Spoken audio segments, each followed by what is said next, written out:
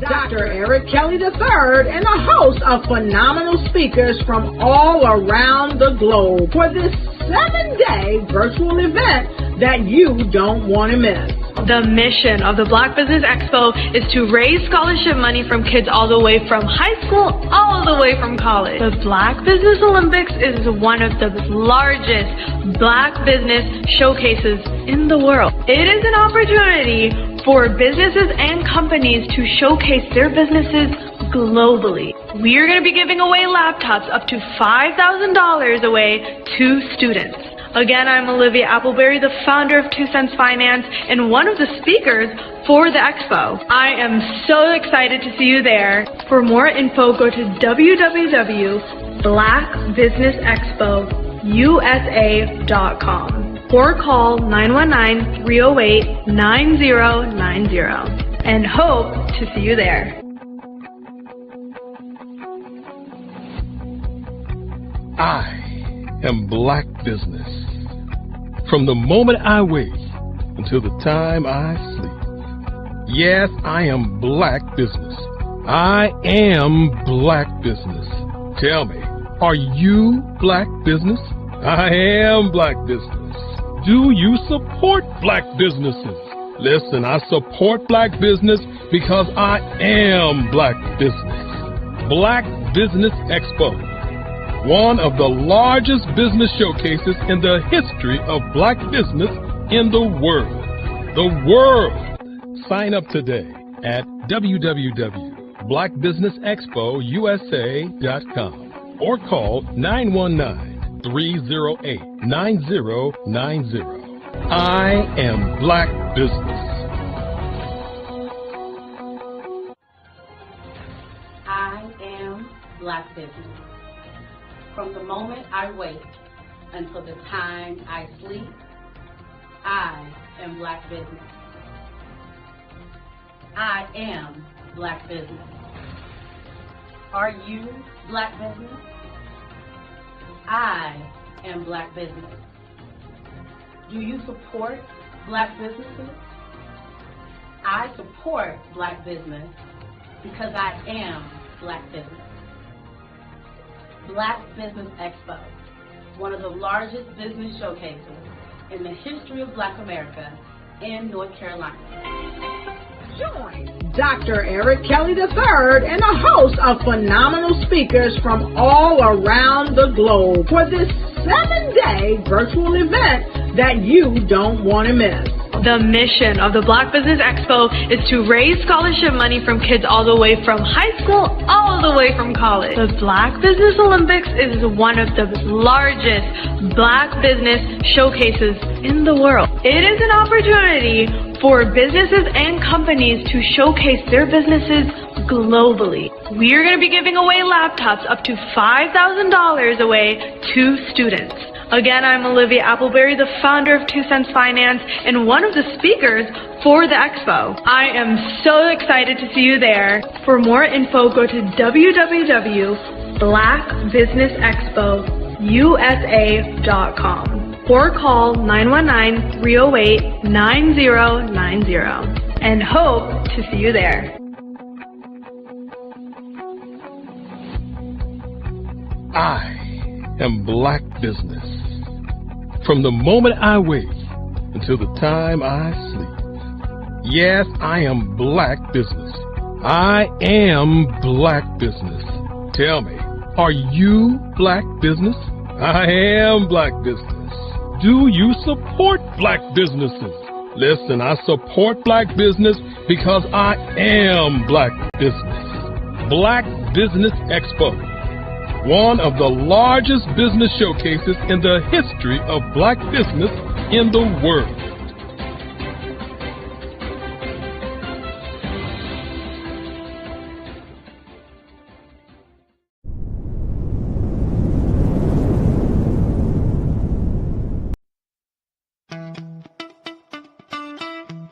How many times have you been asked to help someone you didn't even know, a student, a business entrepreneur, or did you ever even ask, where did they end up? That business, that friend, that entrepreneur. Well, just maybe they ended up in a gang, bankrupt, homeless, or worse, dead. Maybe they turned to crime, drugs, and alcohol. Did you ever wonder? Did you destroy their dream, or was your life always so easy? At the Black Business Olympics, we started a movement to help students complete. Give them hope and foster success. Help them to leave their dreams of providing laptops, computers, and up to $5,000 in scholarship funds. Today, we ask you to help a student, a business owner, or an entrepreneur to realize their dream by sponsoring them, supporting them, and buying from them. Consider this. With $1.6 trillion in our Black community, we only ask for a small donation for our students, our businesses, and our entrepreneurs. And you can change a life today. So I ask you, what are you going to do? Sit on the sideline and watch our students in high school be losers, miss out on their dream from lack of resources? Or are you going to donate to the movement and change their future and yours as well? Give us a call today at 919-308-9090. Change their life by investing with action to the Black Business Olympic Fund. The Black Business Olympics, one of the largest business showcases of Black business in the history of the world.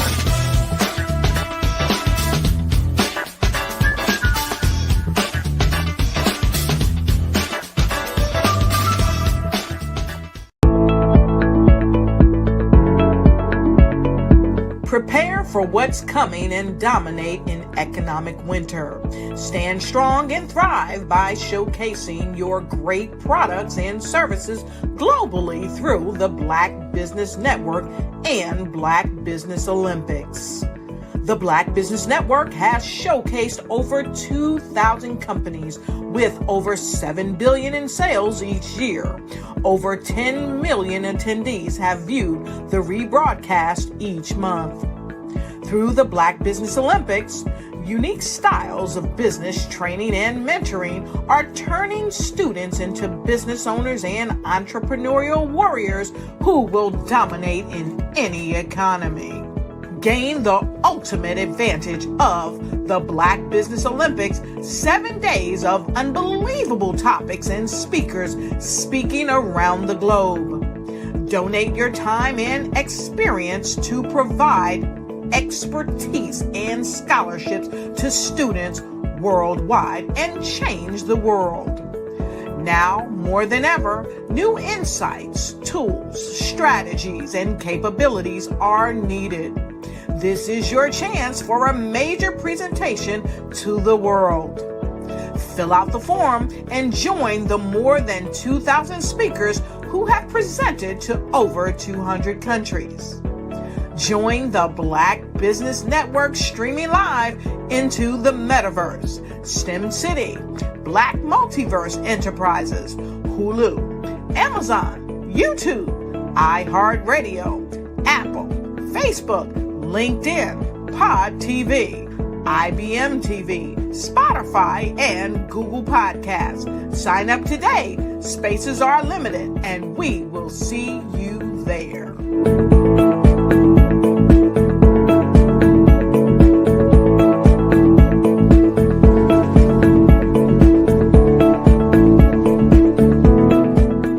Hello, I am Dr. Eric Kelly III, the visionary strategist and founder of the Black Business Olympics. I invite you to showcase your Black-owned businesses on the Black Business Network global stage. The Black Business Olympics is a global Black Business Network platform that propels Black-owned businesses into the international spotlight. By showcasing your business on the Black Business Olympics platform, you can reach a worldwide audience of potential customers, partners, and investors. You can also establish yourself as a thought leader, an expert in your field, attract lucrative partnerships, and more speaking engagements. In addition, the Black Business Olympics platform provides a valuable opportunity to connect and collaborate with like-minded entrepreneurs and business professionals from around the world. This can lead to new business opportunities, ideas, and relationships. Finally, by sharing your story and expertise on the Black Business Olympics platform, you can inspire and empower others. This is a powerful way to make a positive impact on the world and leave a lasting legacy. If you are a Black-owned business owner, I encourage you to seize the opportunity to showcase your business on the Black Business Olympics platform. It is a once-in-a-lifetime opportunity to make an indelible mark on the world. Be one of the 1,000 visionary entrepreneurs who are changing students' lives, shaping industries, and leaving an unforgettable legacy for their families. Unleash your voice on our global stage and watch your business thrive. Black Business Olympics is one of the largest Black business showcases in the history of Black business in the world. Yes, the entire world. Just give me a call today at 919-308-9090.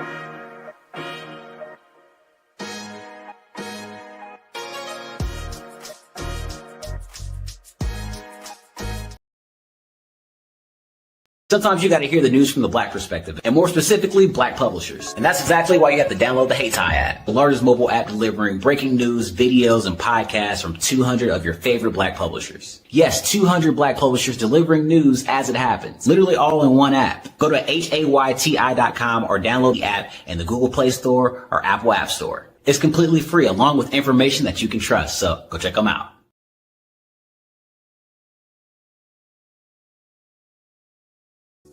Follow the Brand TV broadcast host, Grant McGaw, as he visits with top executives and entrepreneurs to find out their secrets of success with their personal brand.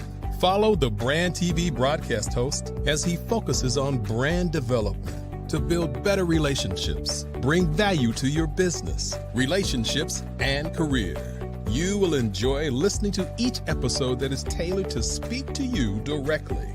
If you're looking for this type of clarity in terms of building your brand, you have tuned into the right station. Each episode will help you to shape a conversation in the 5-star BDM network of 20,000 professionals and become a springboard for your corporate engagement and business opportunities. Each guest will frame their story in the areas of personal branding, business development, career development, financial.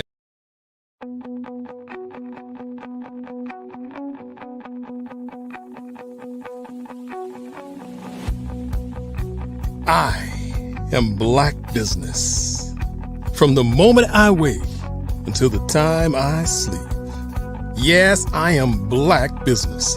I am Black Business. Tell me, are you Black Business? I am Black Business. Do you support Black businesses? Listen, I support Black business because I am Black Business. Black Business Expo, one of the largest business showcases in the history of Black business in the world. The world! Sign up today at www.blackbusinessexpousa.com or call 919-308-9090. I am Black Business.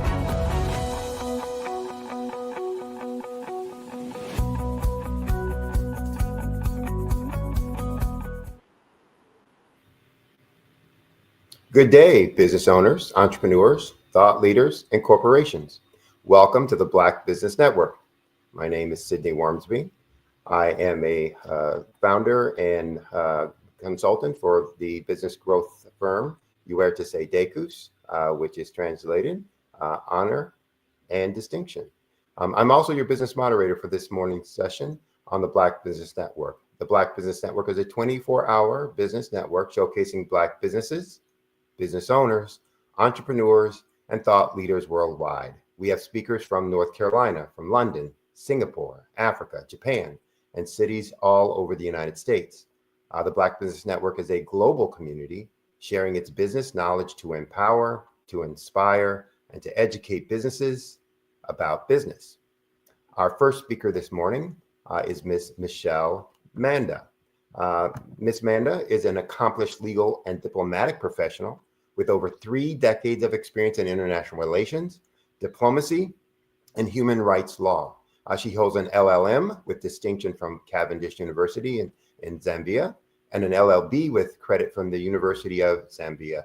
Fluent in English, French, Italian, Portuguese, Michelle has represented Zambia on the global stage, including serving as Chargé d'Affaires in Malaysia, contributing to the establishment of Zambia's first diplomatic mission in that country. Her expertise spans bilateral agreements, international law, conflict resolution, and leadership in administrative roles. A seasoned negotiator, trained by the UN Institute for Training and Research, she has been instrumental in Zambia's foreign policy initiatives. She's also taught at the University of Zambia and the Zambia Institute for Advanced Legal Education, shaping the next generation of legal professionals. So please help me welcome Ms. Michelle Manda.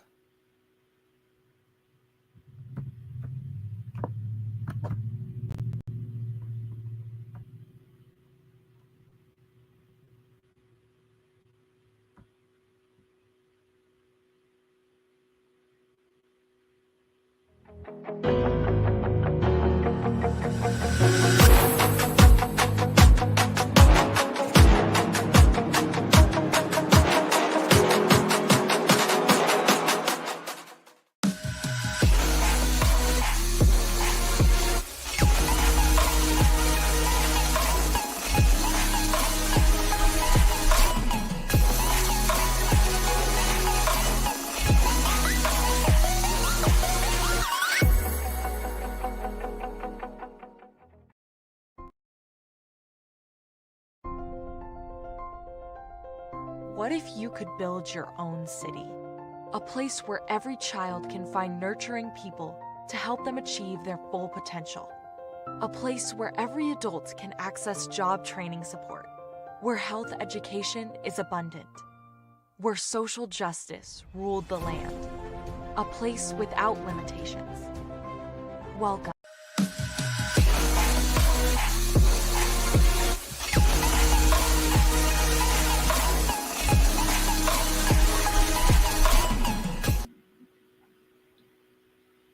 Welcome back. Thank you. How are you this morning? I'm very well, thank you. And how are you? Good, good. I shouldn't say this morning because it depends on where everybody is.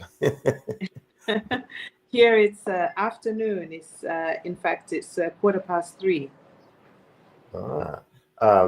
You have quite the impression, and one that we, at least for me, don't often get to interact with, someone on those stages. So I know that the folks out there listening are going to be extremely excited to hear your story and your journey and what you have to offer. So I'm going to jump right into it because I understand we're doing a fireside chat.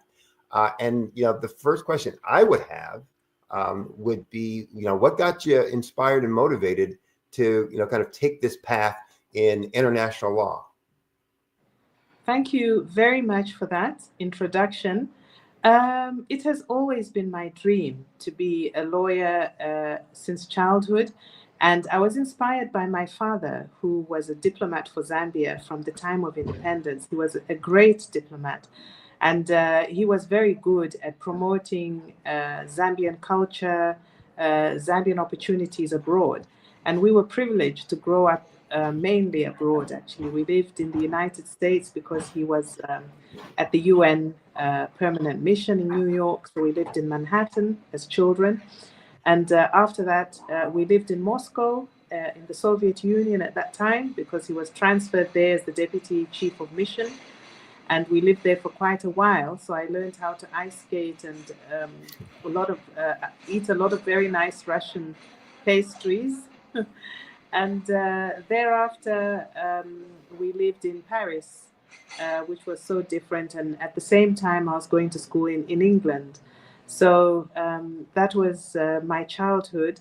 And then when it came for me to decide which career I'd like to go into, I thought I should do law but I wanted to do, an international perspective. And my parents encouraged me to take up law and get into international relations and political science. And so that's what I did.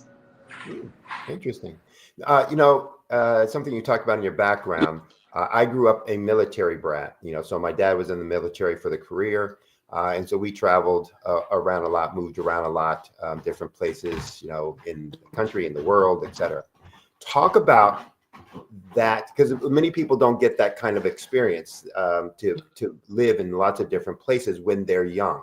Talk about that experience and how you feel that formed or shaped your opinion, your development, and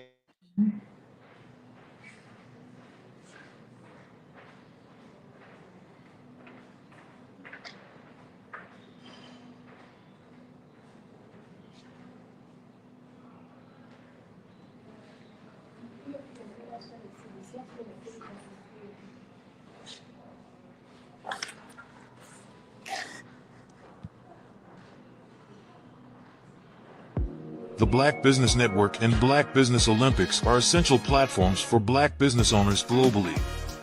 They provide the tools and support you need to succeed in today's competitive marketplace. Join us today as we collaborate together with businesses from around the world to support our children, students, and young future entrepreneurs, Black businesses and corporations. We raise funds for students going to college and young entrepreneurs who are aspiring to be business owners, and we invite you to be a contributor today. Visit the website www.blackbusinessexpousa.com to connect with and learn more about how the Black Business Network and Black Business Olympics can help you not only share your amazing business story to businesses, but also serve future generations. Hello, my name is David Jones, CEO and co-founder of the Hello LLC, where we help businesses build a culture, brand and experience, and leverage technology to pivot into Web3. Join the Black Business Network streaming live into Roku, Metaverse, STEM City, Black Multiverse Enterprises, Hulu, YouTube, iHeartRadio. Okay. The network is a bit erratic on my end as well, because I think of the climate. It's raining and so on. But to answer your question, I think what I think I have an advantage over my colleagues who did not get this exposure is I was able to see life from a different perspective, from other people's perspectives, able to learn languages. And when you learn a language, you're able to communicate with someone really at a very personal level, because you speak to them in their language. And it helps to break things down. It also is a bridge to bring you closer. So all the fears and concerns they might have had.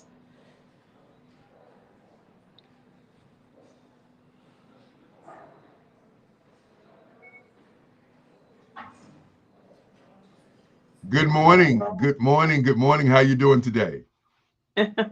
Good morning, Dr. Kelly. How are you? Pretty good. I had to pop a shirt on this morning so I could get in here, and it looks like Sydney's computer is having some glitches, but what I'll do is I'm going to go ahead and finish the interview, and we will get back to him as soon as he can. First of all, where are you located? I am in Lusaka, Zambia. Okay, so you're in Zambia, huh? Okay, where is that exactly in Africa? Okay, this is, if you look at the map of Africa, you will see that it is right in the center, in fact, just south of the Congo and north of South Africa. And so that's exactly where we are. We are pretty much in the center, but a bit to the south of Congo. That's where we are. Well, it looks like Sydney is back. Sydney, I switched networks.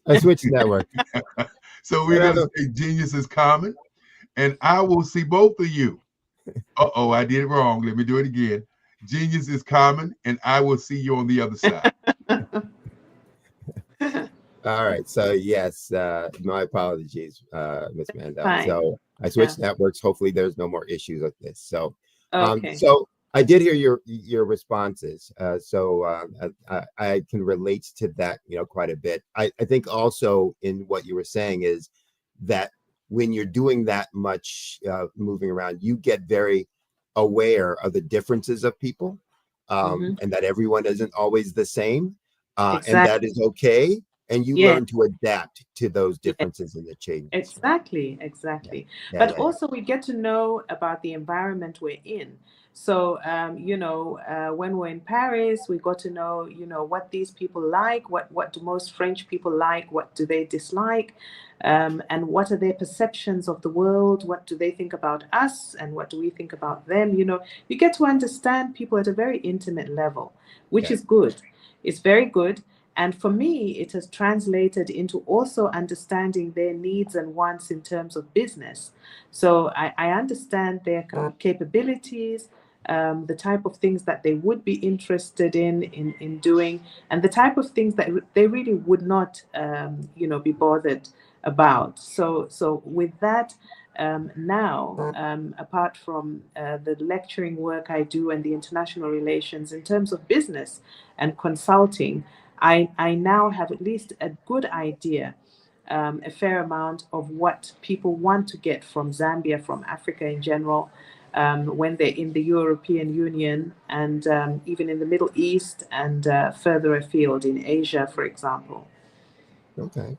Now, one of the roles that you had in your, kind of in international diplomacy was the chargé d'affaires in Malaysia. Yes. First, for those who are not familiar, and I will admit, don't know all the details of what that role is. Talk about, what the responsibilities are. And I believe your bio said you were the very first one in that country. So talk about the challenges you also had in kind of establishing that new relationship in that role. Yes. Zambia has had very strong relations with many Asian countries over the years, especially Japan, China, India. Those are the big ones. But with Southeast Asia, we really did not have much in terms of business and trade links, because, of course, our diplomacy is inclined towards economic diplomacy. The political diplomacy era, that finished with the end of the Cold War. And for now, we're very much interested in looking at trade opportunities with many countries in the world. So for us, going to Malaysia was a step forward, because this is where the Asian tiger economies are. And these tiger economies, which are so strong, like Thailand, Malaysia, Singapore, Indonesia, Brunei, are countries which were actually in a very weak position at the time when Zambia was gaining independence in 1964. Our economy was very strong because of the British pound. In fact, our currency was at par with the British pound sterling. So that's how strong our economy was.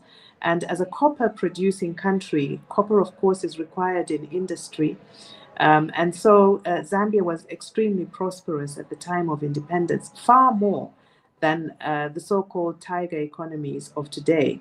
So at the time of our independence, we were really not very much engaged with those countries. We were, in fact, more engaged with the G7 group, like Japan, Italy, Spain, Germany, France, Sweden, Norway, and of course the United States and other countries. Those were our main partners, and most business was coming from there, apart from the Eastern European countries, which had also been political allies during the Cold War.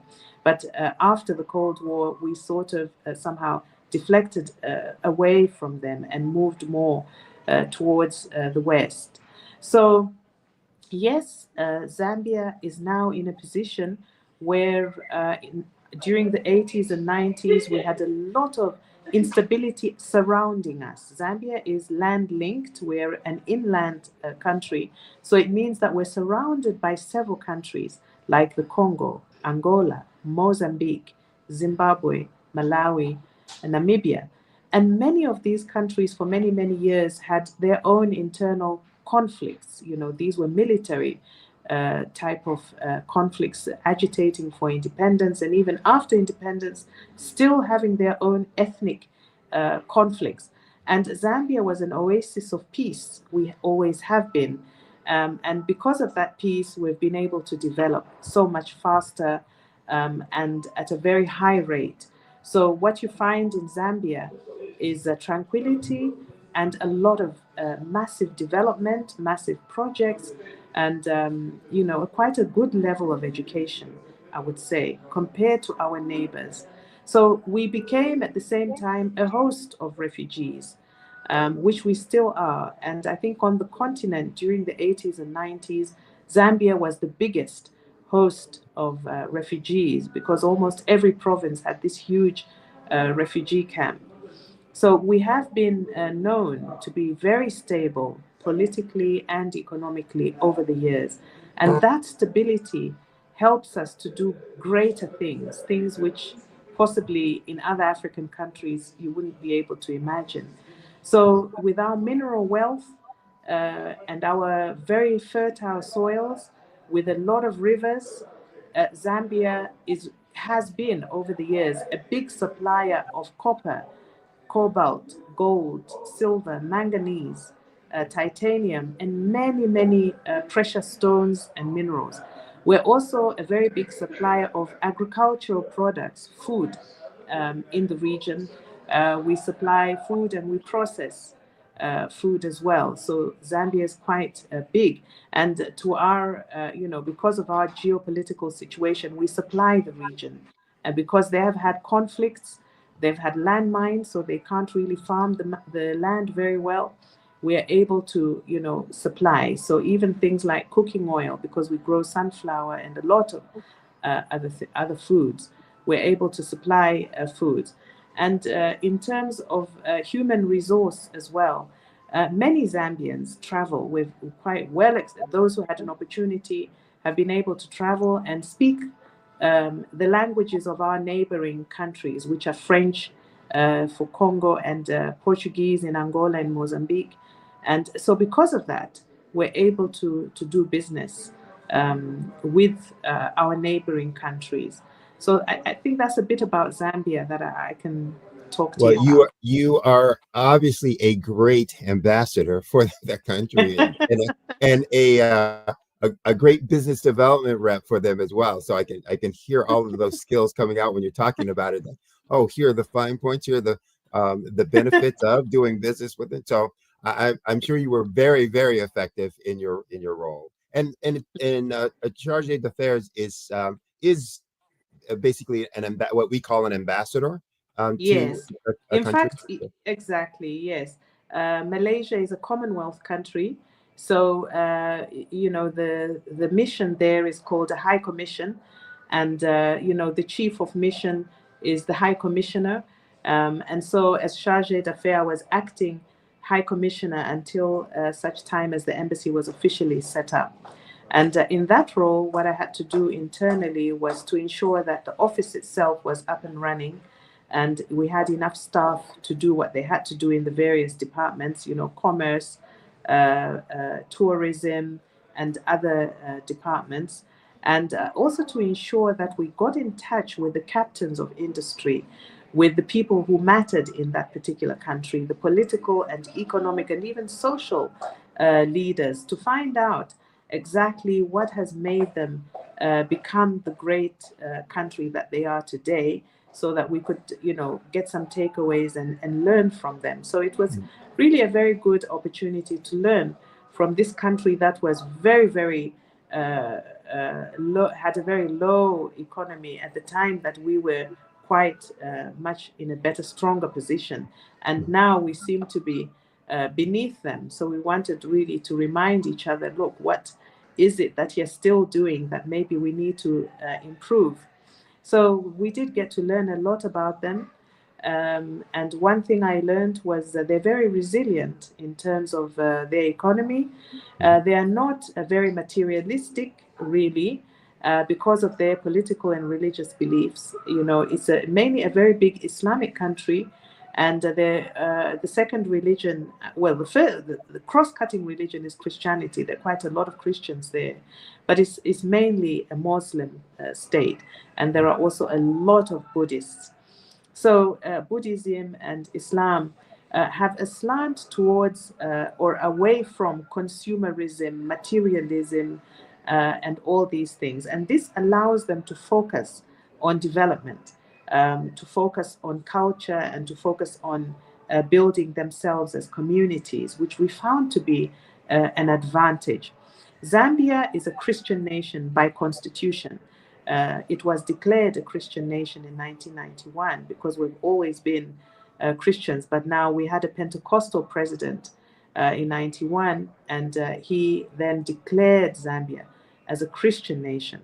So all other religions are allowed to thrive, but we have adopted this particular religion as our national way of life.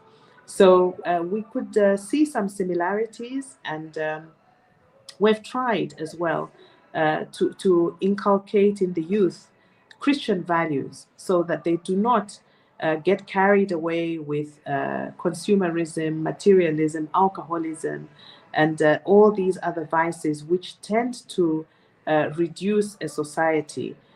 So what we're trying to do is to build up our youths socially and economically so that they can be leaders of tomorrow, and also to build up the economic sectors to a level where we can be independent completely.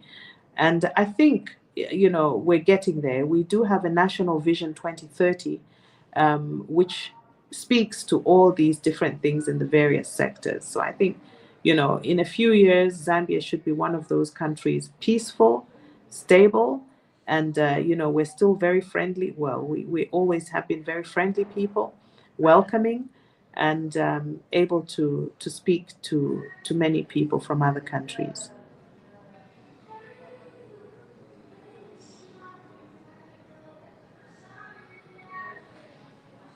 I think network.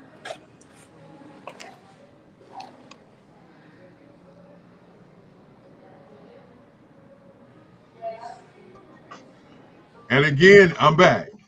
I'm back. Dr. Kelly. How you doing? Good to see you. It's good to see you. Good to meet you too. Online. Want to first of all tell you thank you very much for taking the time out of your schedule, because I know that you're at a conference and you're taking the time out. And it looks like Sydney's having some challenges with his internet this morning. And of course, we have to monitor everything that's going on. We are a global network, and sometimes machines act funny.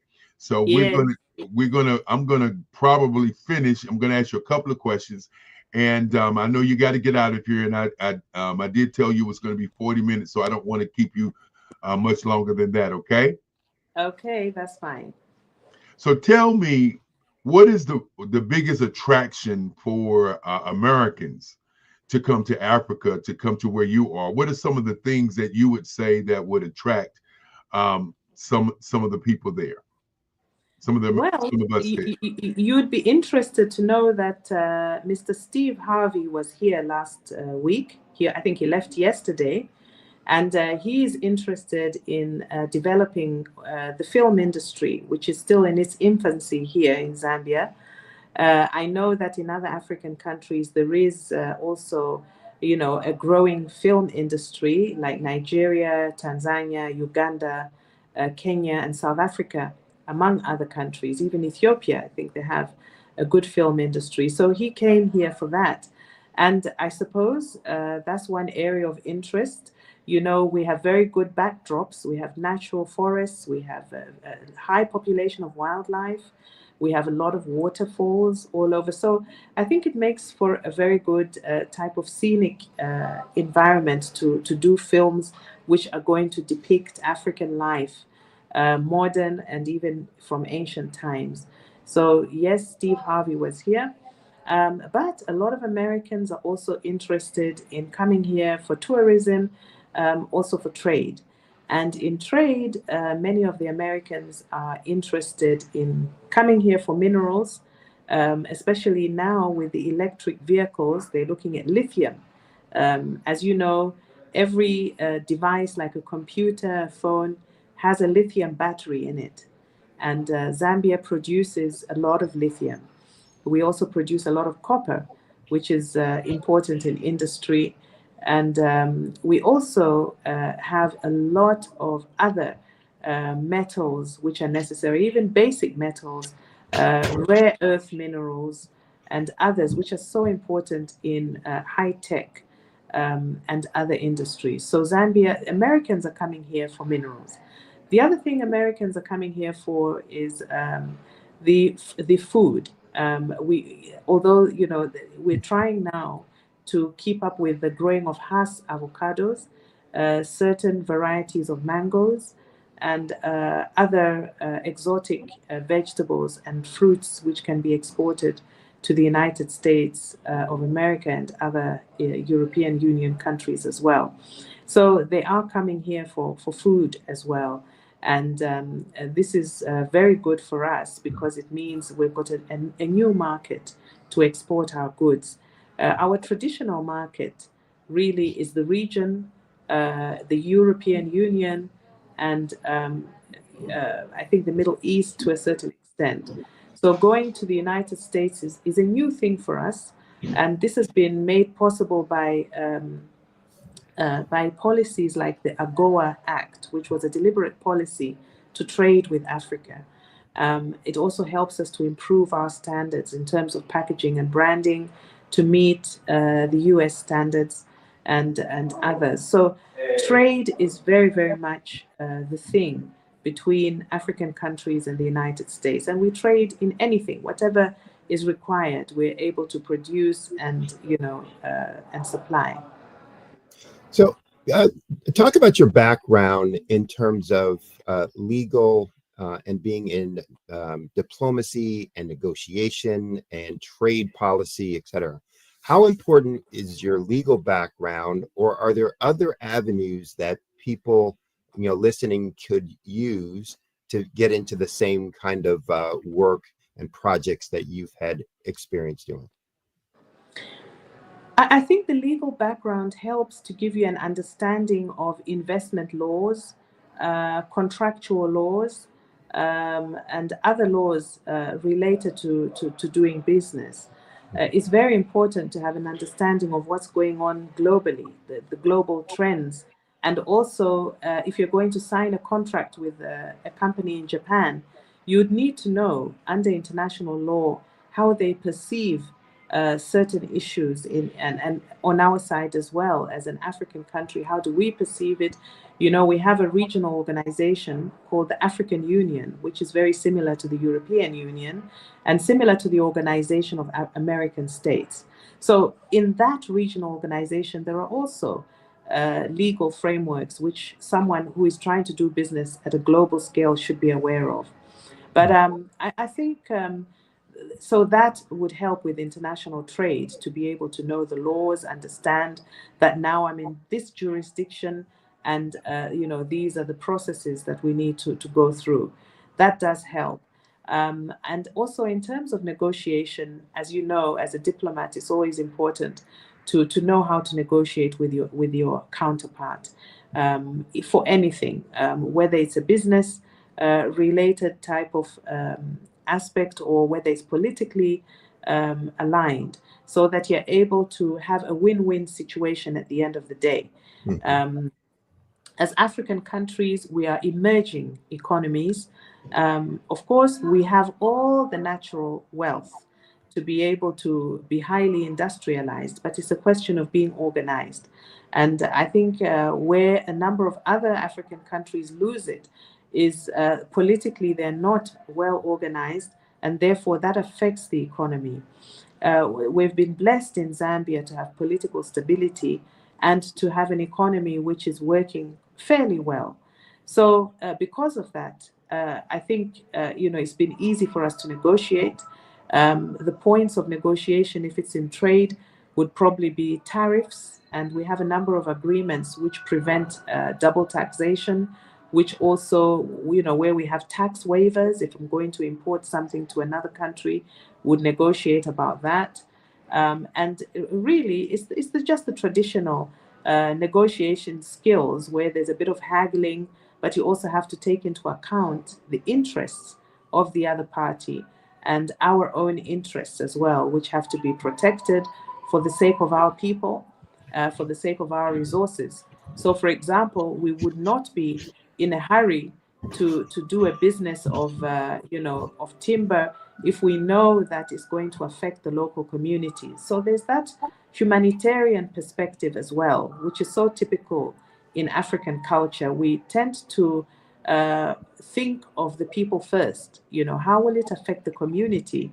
And if we undertake this type of mega project, will it also enhance the standards of living of the community? That old lady, the youth, and the families living there, will they be able to benefit from this type of mega project, or is it something which is just going to sweep away their life, their culture, and everything? So while we do these projects, we also want to bear in mind the local culture, the local businesses, because you introduce a huge entrepreneur, and the small businesses which have been there over years will die. So unless you can integrate them and have a holistic approach, then it's not good. So the government tends to have a very balanced approach towards business. We don't just accept anyone coming here to want to use our resources or take our resources. We first, do an evaluation and see, is it going to help or hinder the local community? Is it going to destroy our social and economic values, for example? So we look at all that before an investor can come here. They don't just come and say, okay, give me so much huge land and I'm going to do, whatever. We also have to bear in mind the rivers, the environment. People are living using the fish from that river. They are using it for agriculture. And so we cannot accept an industry where they will put pollution and toxic products into our water.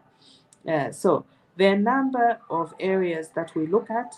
And for this reason, we've been able to maintain our natural flora and fauna the way it is, the way it has been since time immemorial. This is why we still have animals, and it is why people fly here all over the world to come and see the wildlife which we have in abundance. Yeah, so we want to look at everything from a holistic perspective. So we have time for maybe a couple more questions, and there's so much I want to ask you about the UN, et cetera, but I see in your signature line, Alpha Legal Services.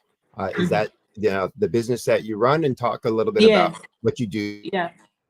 Okay.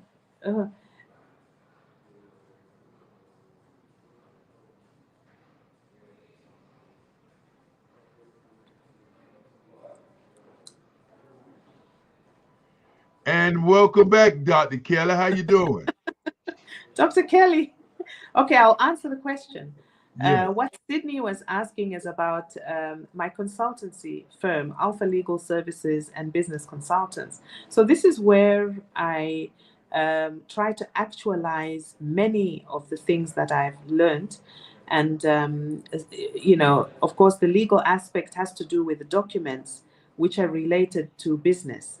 So I would be able to put together a contract of sale, a sale and purchase agreement, whatever working documents are required for business, can be drafted in-house. And then in terms of the business aspect, I can identify projects and also facilitate so that a foreigner doesn't have to struggle in terms of knowing which institutions they must go to for certain permits and all that. I would be able to assist, or the team will be able to assist them, with that aspect, so that they come here, do their business, and they're able to go without much hassle. Because, of course, anytime you go to a foreign country, it's not easy to know what the regulations are. So this is what we are. We facilitate business for anyone. And I remember receiving a delegation from Saudi Arabia. I've also received delegations from Germany and Italy. as well as from Indonesia and Thailand. And there were interests. So that's how varied, it has been. And they come here and say, look, we just want to import maybe sugarcane or cassava sticks, which they can transplant and grow in their own countries, and would be able to facilitate whatever it is, of course, for a fee, but also to do the documentation which must accompany the business. So that's really what we do at Alpha Legal. Well, now I got a question for you. Of course, if do you only do that service for your country, or do you do that for other countries? We do this for the entire African continent, and actually any country beyond the continent. Of course, we're based here, so this is home. I remember speaking to someone about a railway project in Tanzania. I've also been speaking to some investors about a railway project which will link the Central African Republic with Chad.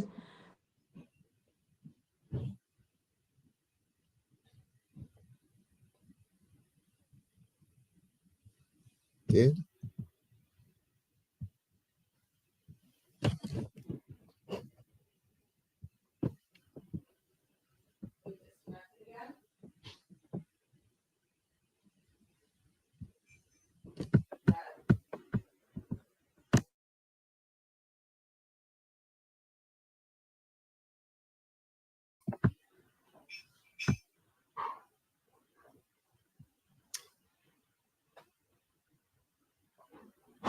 But it seems we're still having some connections. One of the things that, Hi.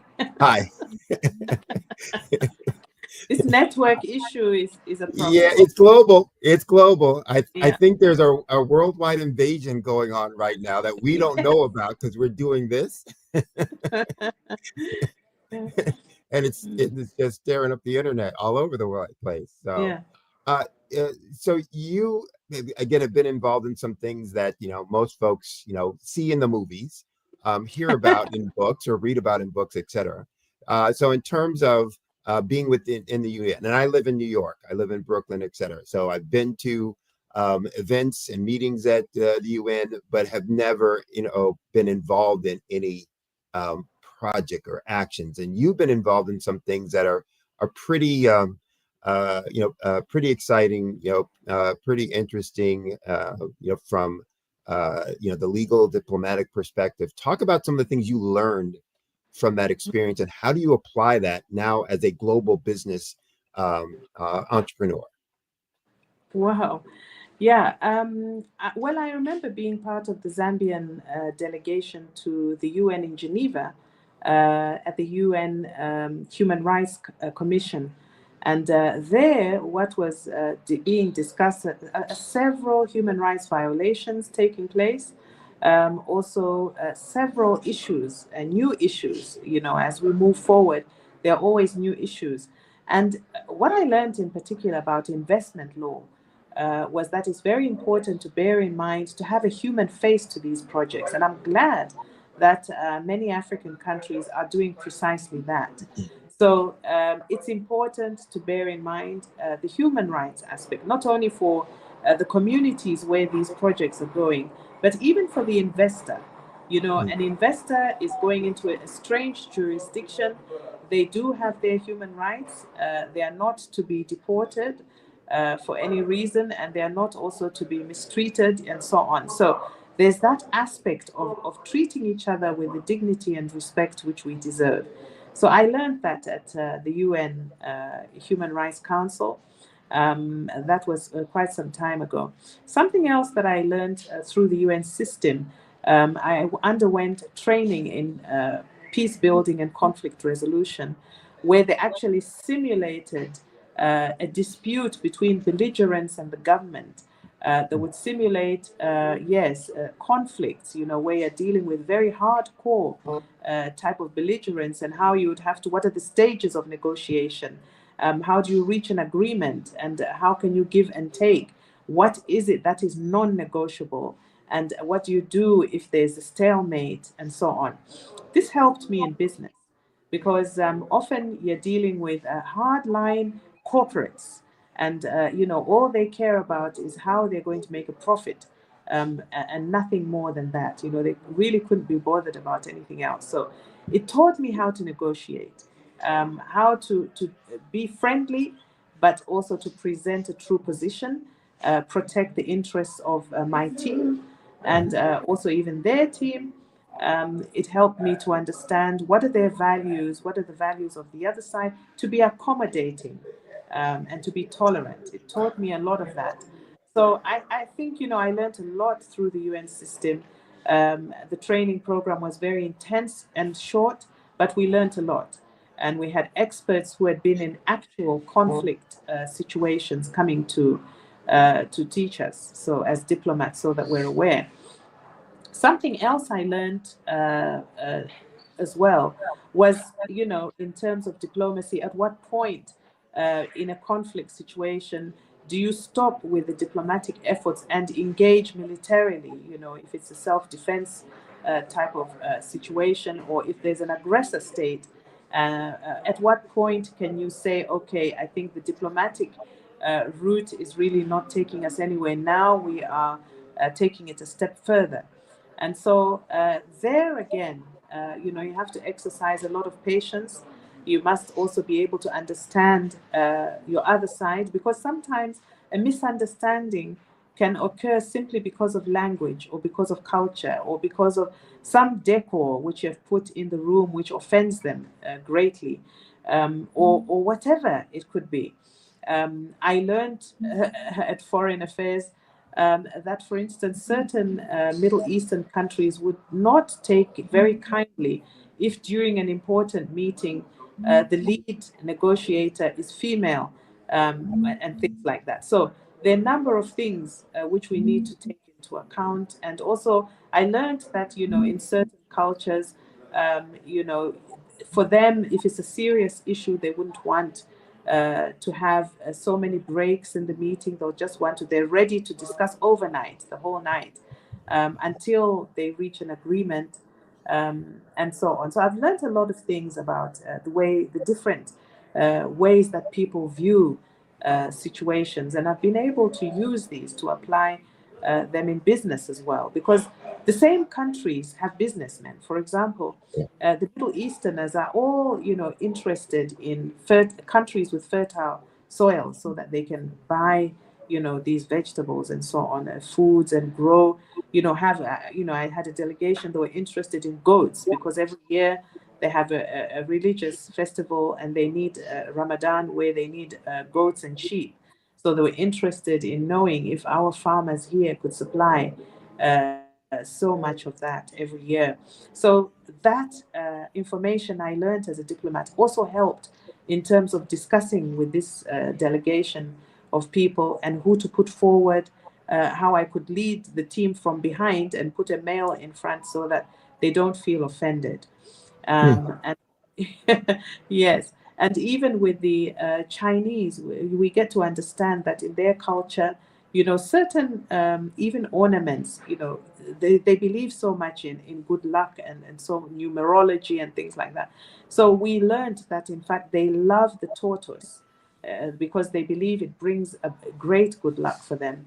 And you'd have to bear in mind what year you're in, according to their own calendar. If it's the year of the rabbit, the gifts which you're going to present should have something to do with rabbits or whatever. So those are the small things which actually make a huge difference if you're talking to someone from another culture. Just as much as to us as Africans, we also have certain things which offend us greatly, and which we wouldn't even want to be near, because we have our own traditional values and cultural norms, which which if you bring something to the table which we don't like, it will just turn the whole thing sour. Probably won't have an agreement. So both sides need to understand each other, to be tolerant as well, and to understand that this person is from a different culture. So you give, excuse them if there is that misunderstanding. So we're running out of time. Talk to or tell folks out there how they can contact you, reach you, if they want more information about careers in diplomacy, if they want to understand the how to use you in terms of their globalization, exportation, importation, process. How can folks reach you? What's the best way to contact you? I would encourage you to come to Zambia. I think our Black people in America and in the diaspora need to set their feet on African soil. When you do that, you'll just feel you're at home because it's part of your DNA. And when you come here, the sky is the limit in terms of what you can do, literally. So I am here, I'm available, I'm reachable on my email address, which is michelleM@ymail.com. I have a phone number, which I'm sure will be shared later. And in terms of...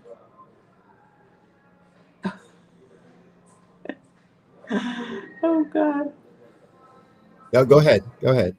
Okay. Yeah, so in terms of business opportunities, I would say that the doors really are open.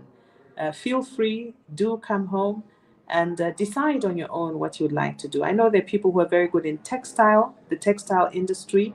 They want some fabrics or these, earthenware vessels and other crafts, which you can get here and promote over there. Even on our side, we would like to invite people who are good at architecture, interior design, from America to come here and do something business-wise here. So there's a lot that we can exchange, and I really encourage everyone to come. Instead of taking that hotel holiday to the Bahamas or to Spain, take a holiday to Kenya. Come to Zambia. Go to Egypt. It's a life-changing experience. It's like telling a Christian to go to Israel, go to Nazareth, go to Bethlehem. So, anyone in the diaspora, come home and see what it's like for yourself. Come and smell that African rain in the savannah. Come and play with the giraffes and the elephants. It's a paradise. When someone says go to Africa, please come. Don't shun. Don't consider it an insult, right? We are waiting for you with open arms. If someone says go to Africa, please come. Okay. We are here. You are very welcome. You will live in your own palace as a king or a queen. You will eat your own food. Everything is here. So you are a phenomenal salesperson and a great diplomat. So I've enjoyed the conversation. I look forward to another one in the future where we can, get more into your business services and how folks can, if they want to go global, can go global, and what are the things that they need to look at and how do they need to assess the market, et cetera, all those things that you talk about and all those things that you do. Wonderful. So look forward to the next time. And until then, genius is common, and I'll see you on the other side.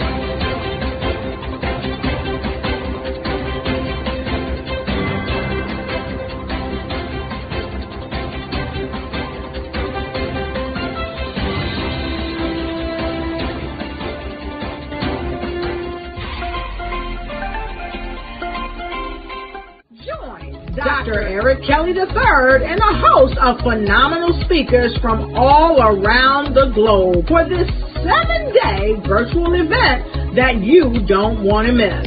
The mission of the Black Business Expo is to raise scholarship money from kids all the way from high school, all the way from college. The Black Business Olympics is one of the largest Black business showcases in the world. It is an opportunity for businesses and companies to showcase their businesses globally. We are going to be giving away laptops up to $5,000 away to students.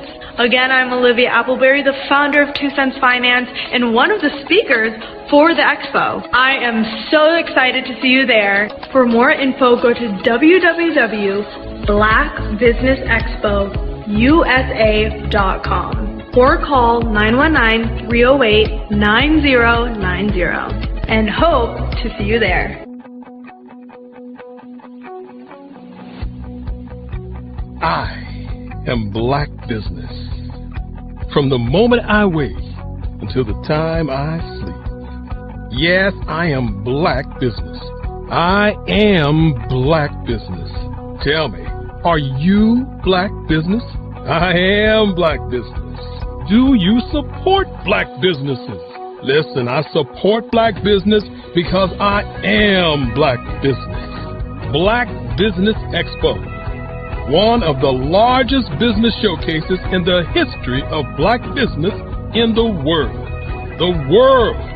Sign up today at www.blackbusinessexpousa.com or call 919-308-9090. I am Black Business.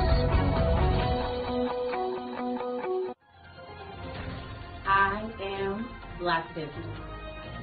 From the moment I wake until the time I sleep, I am Black Business. I am Black Business. Are you Black Business? I am Black Business. Do you support Black businesses? I support Black business because I am Black Business. Black Business Expo, one of the largest business showcases in the history of Black America in North Carolina. Join Dr. Eric Kelly III and a host of phenomenal speakers from all around the globe for this 7-day virtual event that you don't want to miss. The mission of the Black Business Expo is to raise scholarship money from kids all the way from high school all the way from college. The Black Business Olympics is one of the largest Black business showcases in the world. It is an opportunity for businesses and companies to showcase their businesses globally. We are going to be giving away laptops up to $5,000 away to students. Again, I'm Olivia Appleberry, the founder of 2 Cents Finance and one of the speakers for the expo. I am so excited to see you there. For more info, go to www.blackbusinessexpousa.com or call 919-308-9090 and hope to see you there. I am Black Business. From the moment I wake until the time I sleep. Yes, I am Black Business. I am Black Business. Tell me, are you Black Business? I am Black Business. Do you support Black businesses? Listen, I support Black business because I am Black Business. Black Business Expo, one of the largest business showcases in the history of Black business in the world.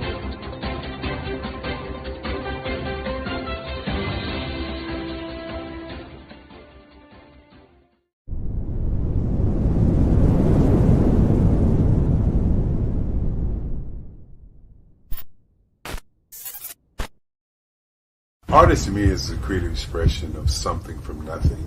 You know, it explodes onto the canvas, or it explodes on in my work. One of the things that I try to do more than anything is I try to just give the lines and the movements and emotions and expressions into what I do. Art really means to me a chance to express how I feel deep down inside.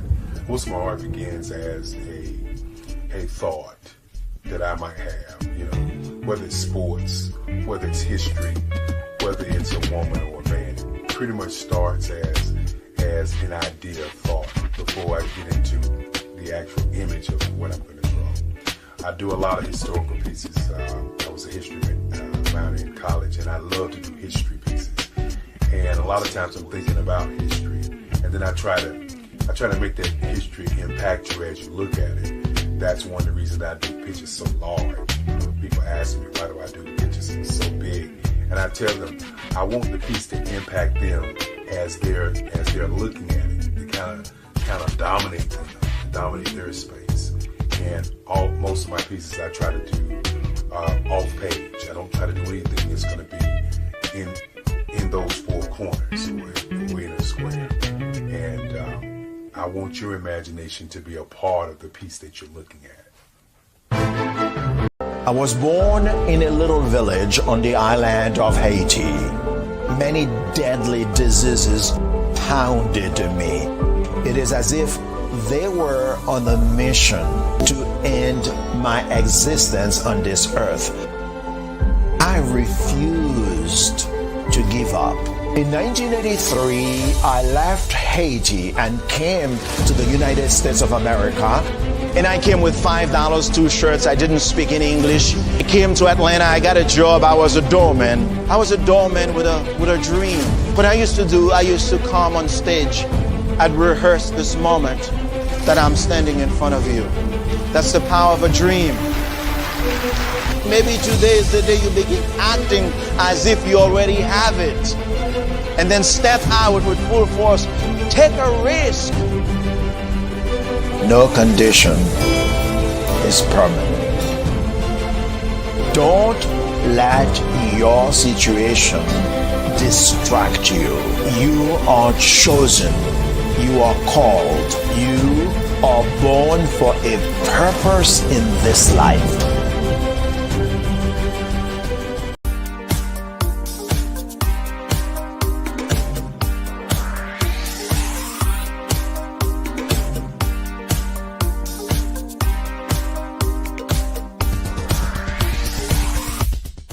I grew up in Flint, Michigan during the 60s, and as a child, I can remember the civil rights movement. I remember our family huddling around our small black and white TV, and we'd watch all of the things that were going on in Alabama and Mississippi. Some of my older cousins were active in the movement, and each week we would have a large Sunday dinner with the extended family, and they would come back and tell us about all of the things that they had seen and done. As a child of about 8 or 9 years old, I always wanted to grow up and be a part of the movement, but by the time I became of age, it was all over. All of the marching was done. I always felt left out, that I didn't get a chance to participate in the civil rights movement. But little did I know that God had another plan for me as a computer instructor and database developer. But even then, it bothered me that I didn't see many people of color in my classes. That is when journalist Dr. John Ray introduced me to Dr. Joel Dudley Sr. and Dr. Eunice Dudley of Dudley Products, who had been mentored by the millionaire S.B. Fuller. Through Dr. Dudley, I was introduced to Dr. Lafayette Jones, past Vice President of Marketing for John H. Johnson of Johnson Publishing, and his wife, Sandra Miller Jones, who was the Vice President at Quaker Oats, and together they created SMSI, a national marketing firm.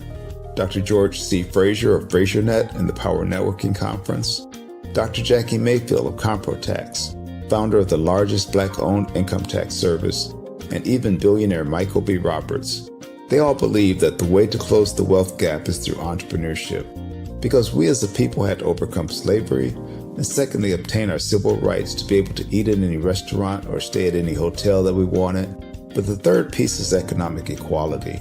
And now I am also convinced that we must become entrepreneurs, and to do so we must embrace technology and a strategy of global networking.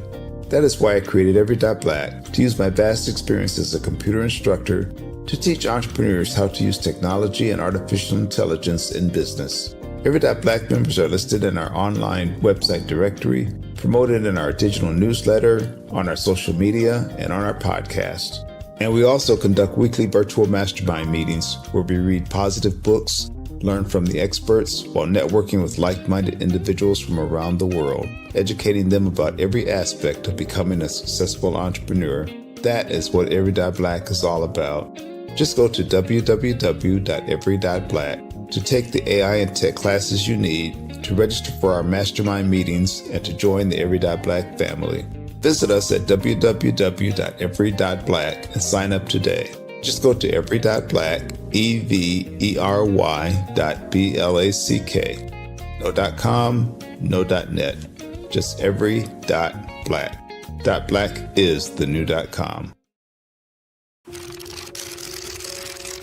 Bravery is not the absence of fear, but the ability to overcome it. We stand for those who defy suppression, who speak out, and those who walk the road less traveled.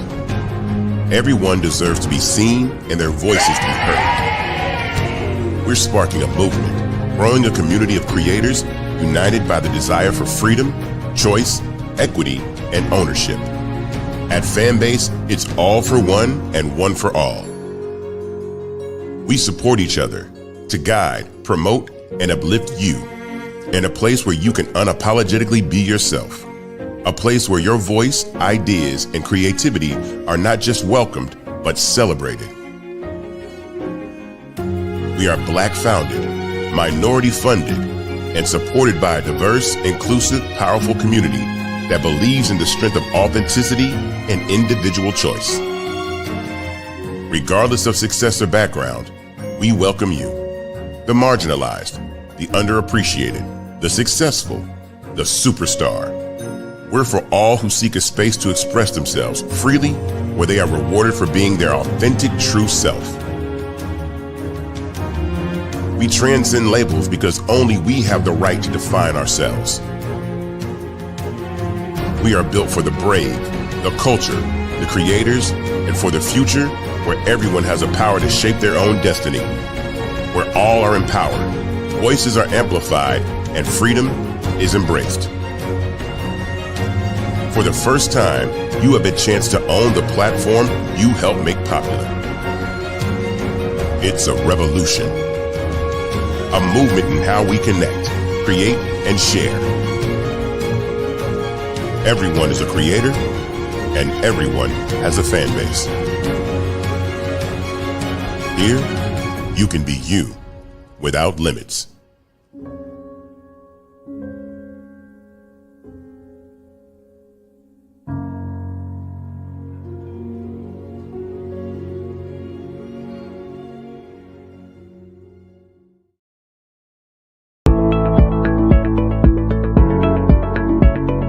Prepare for what's coming and dominate in economic winter. Stand strong and thrive by showcasing your great products and services globally through the Black Business Network and Black Business Olympics. The Black Business Network has showcased over 2,000 companies with over $7 billion in sales each year. Over 10 million attendees have viewed the rebroadcast each month. Through the Black Business Olympics, unique styles of business training and mentoring are turning students into business owners and entrepreneurial warriors who will dominate in any economy. Gain the ultimate advantage of the Black Business Olympics, 7 days of unbelievable topics and speakers speaking around the globe. Donate your time and experience to provide expertise and scholarships to students worldwide and change the world. Now, more than ever, new insights, tools, strategies, and capabilities are needed. This is your chance for a major presentation to the world. Fill out the form and join the more than 2,000 speakers who have presented to over 200 countries. Join the Black Business Network streaming live into the Metaverse, STEM City, Black Multiverse Enterprises, Hulu, Amazon, YouTube, iHeartRadio, Apple, Facebook, LinkedIn, Pod TV, IBM TV, Spotify, and Google Podcasts. Sign up today. Spaces are limited, and we will see you there.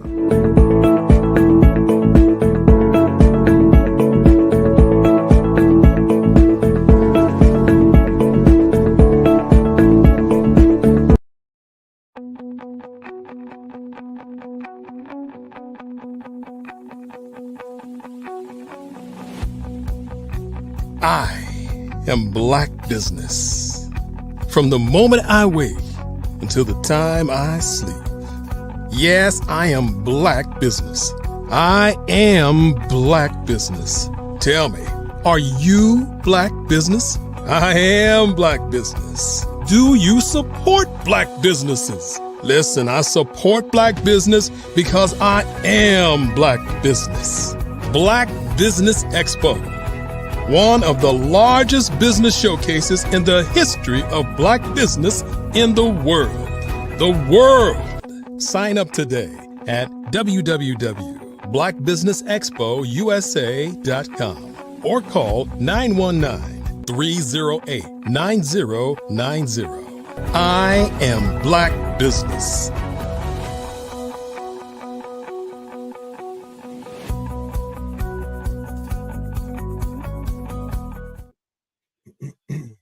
Good day, business owners, entrepreneurs, thought leaders, and corporations. Welcome to the Black Business Network. My name is Sidney Wormsby.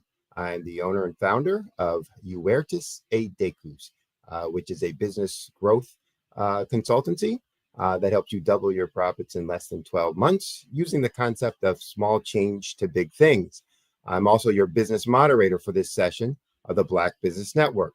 And the Black Business Network is a 24-hour business network showcasing Black businesses, business owners, entrepreneurs, and thought leaders worldwide. We have speakers from North Carolina, from London, Singapore, Africa, Japan, and from cities all over the United States. The Black Business Network is a global community sharing its business knowledge to empower, to inspire, and to educate businesses about business. Our next guest this morning is Mr. Jimmy Davis. Jimmy is the founder of Every.Black, an organization on a mission to assist, to educate, and to inspire people to create wealth through entrepreneurship by leveraging technology like ChatGPT, AI, and the global networking strategies. He believes closing the economic gap requires embracing both entrepreneurship and technology. Through computer classes.black, entrepreneurs learn essential skills, including AI, digital marketing, podcasting, and more, with ongoing support and flexible classes. Additionally, he's co-founded the Black AI Consortium to empower the global African diaspora through AI innovation. He also hosts the Black AI Consortium podcast and leads the Every.Black Entrepreneur Podcast Network. So please help me welcome Mr. Jimmy Davies. Good day. How are you? Good day. Good day. Good to see you again. Well, thank you. Good to see you as well. Yeah. How has life been treating you over this past few weeks? Oh, pretty good. Pretty good. Can't complain. Still here, and that's a good thing. still kicking, right? Still kicking. There you go. Well, last time we had a lot of conversation and good discussion around technology, and that's your jam. That's your core focus in helping entrepreneurs be more successful and having more impact in their business, et cetera, through the use of technology. So for those who weren't a part of the conversation last time, we're going to take a little step back and have you give some of your kind of background and insights so that they know where you're coming from. But then, let's get into, some of the nuanced questions around technology and the use of it that, you're so passionate about and so committed for. So talk a little bit about your academic background and how you got into technology and the importance of technology in business as a whole. Well, okay, we'll go back a ways. But in college, I really didn't know what I wanted to do. I started out as a land surveyor and topographical drafting, making maps as a land surveyor and making maps. And I remember going into my senior year and I realized I really didn't like it. So I went to my counselor and I just said, look, I just need to graduate. What's the quickest way to get out of here? And he said, well, I had a lot of math because there's a lot of math in land surveying. And so with math, and I took one other class, a physics class, which allowed me to have a minor in physics.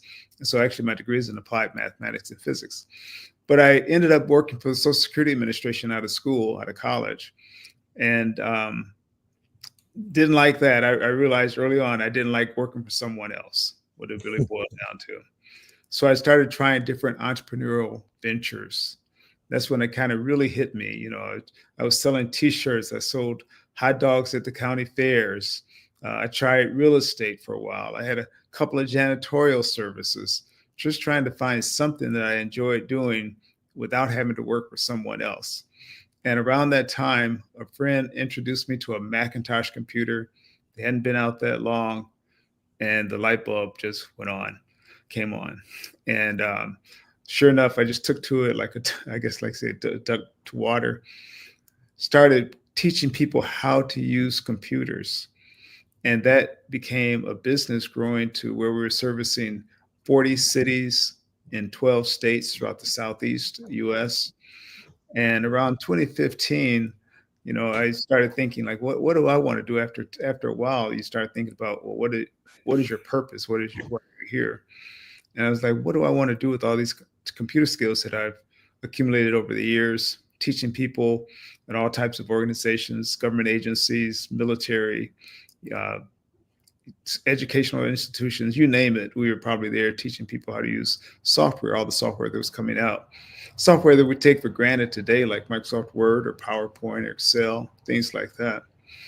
But I was introduced to Dr. Joel Dudley Sr., who passed away recently, but he always preached entrepreneurship.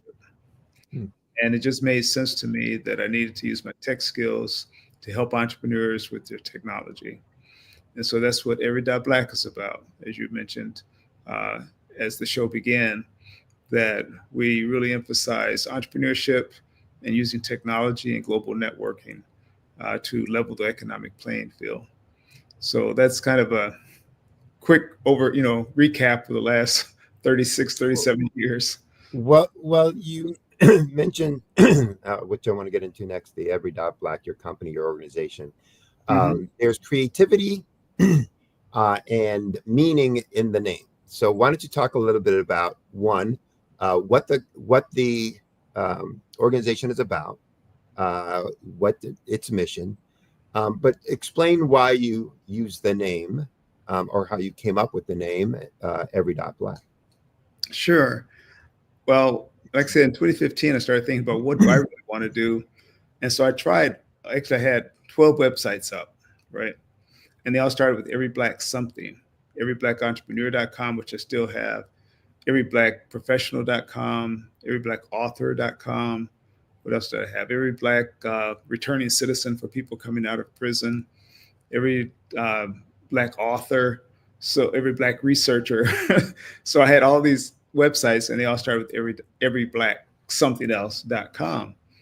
And so around that time, well, two things happened. One, I really wasn't getting much traction on any of the sites except the entrepreneur site. Again, having going to these meetings with Dr. Joe Dudley and learning about entrepreneurship, really focusing on that.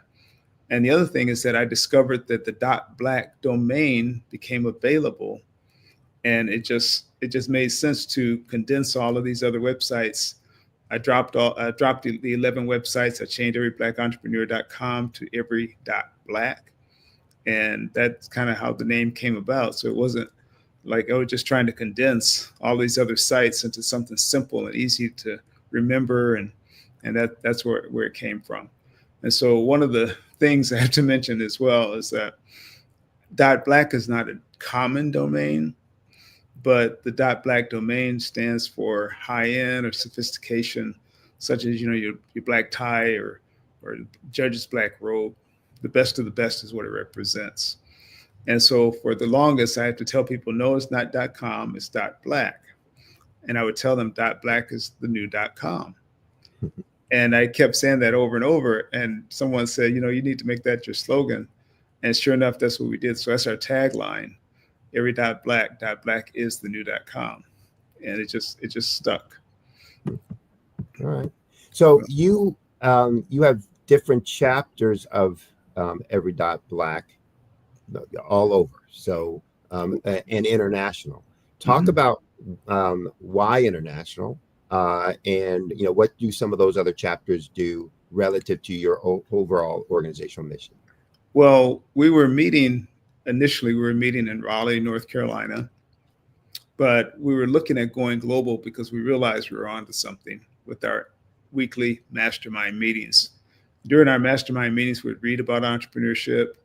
We'd have guest speakers in to teach us about some aspect of entrepreneurship, and also we would network. So we're looking to go global, and that's when COVID happened. And when COVID happened, it was like a no-brainer. Everyone, we all went global.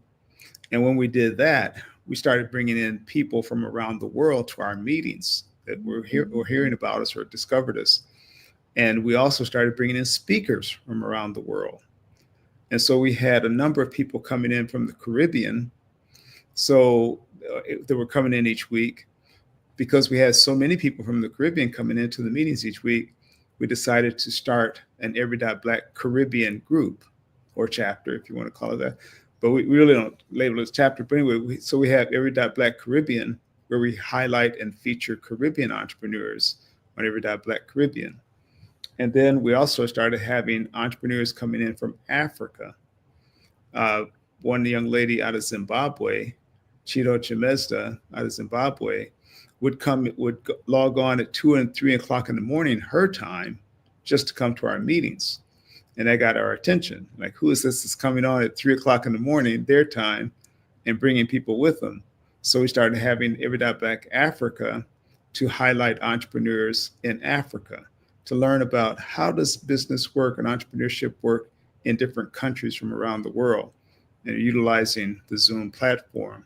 So what we've done is on the first Monday of each month, we highlight a speaker from someplace other than the US, whether it's Africa, Canada, Caribbean, wherever they may be.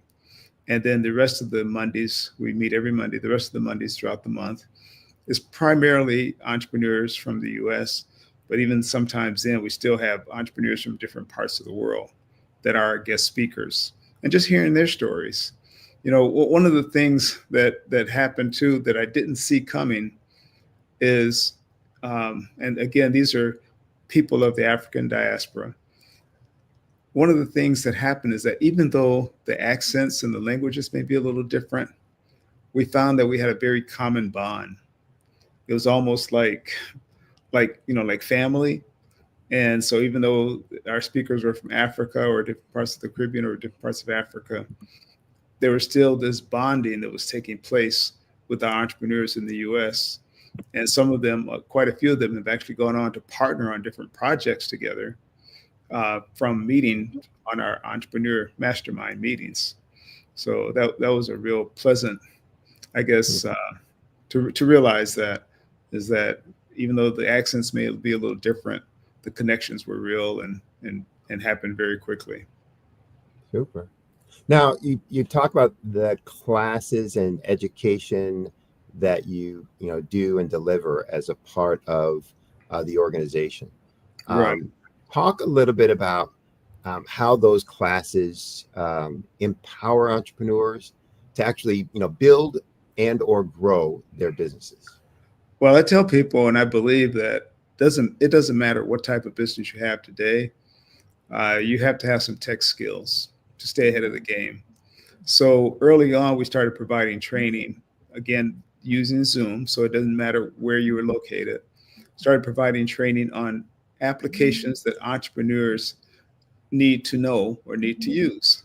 Things like Google Docs or Google Sheets, so they can create their spreadsheets, or Google Forms to accept online forms, Canva for creating graphics, or how to create a podcast, how to do video editing so you can make your own commercials, or how to have your own podcast.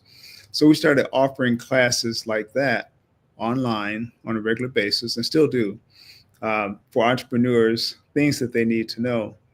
Now, of course, I say, unless you've been under a rock for the last few years, now the thing is AI. And being in this business for literally almost 40 years, this is the largest thing I've seen in the tech industry. And I tell people there's two types of businesses that will be around in the future. those that use AI and those that are out of business. It's that big. So of course we started offering over a year ago, about a year and a half ago, we started offering classes on AI. Just how does it work? What is it? To give a good fundamental basics of AI. But then we also look at some of the other applications, because when we speak about AI, people don't realize it's more than just one application. There's literally tens of thousands of AI applications out there now, if not more than that. And we start with ChatGPT. That's kind of the one that really kind of started this whole generative AI boom. But we also mentioned things like Copilot or Gemini or Perplexity. These are other AI applications that some people may need or may use. And then there's also AI applications that will create graphics for you or create video for you.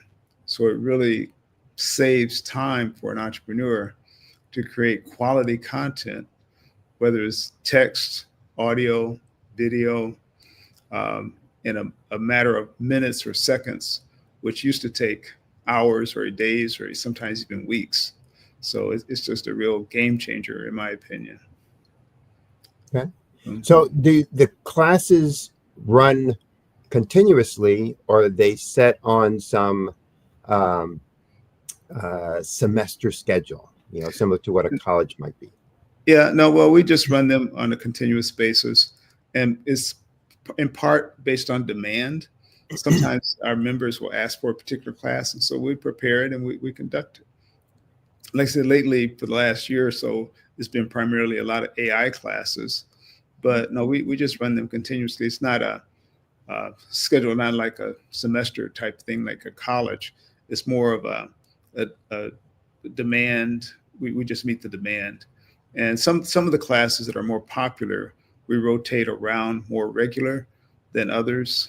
Like I say, even things like Google Docs or Google Sheets, people ask for that more often than some of the other things, like some of the high-end applications. So we just continuously offer the classes. If people ask for them, or we know, because we run them on a regular basis, we kind of know which ones are in bigger demand than the others. So. Now, as a part of your organization, are you involved past the education, meaning that once you've educated them about the possibilities and the uses and the benefits of incorporating AI into their business, are you also then involved with them in the implementation or execution, the advisement of strategy? How deep and integrated do you get in the implementation of AI with some of your students? Yeah, some it depends. Two things. One, I try to set aside Fridays for just general tech assistance for our members. So any Friday, if there's some basic questions, then I'll try to make time for them to help with technology. But also we have different levels of membership, and we have a platinum level membership. And with the platinum level membership, you actually get a dedicated one-on-one tutoring session each month on whatever it is you need for your business, including technology. So for some of the general basic questions, we open it up to the members. If you want one-on-one, more in-depth training on a particular topic, then we have a platinum membership level for that. So we actually have four membership levels: bronze, silver, gold, and platinum. And so for the bronze, you're on the website and you can get discounts on training. But for the silver level, we will not only do you get the training and you're on the website, but for the silver level, we also help promote your business.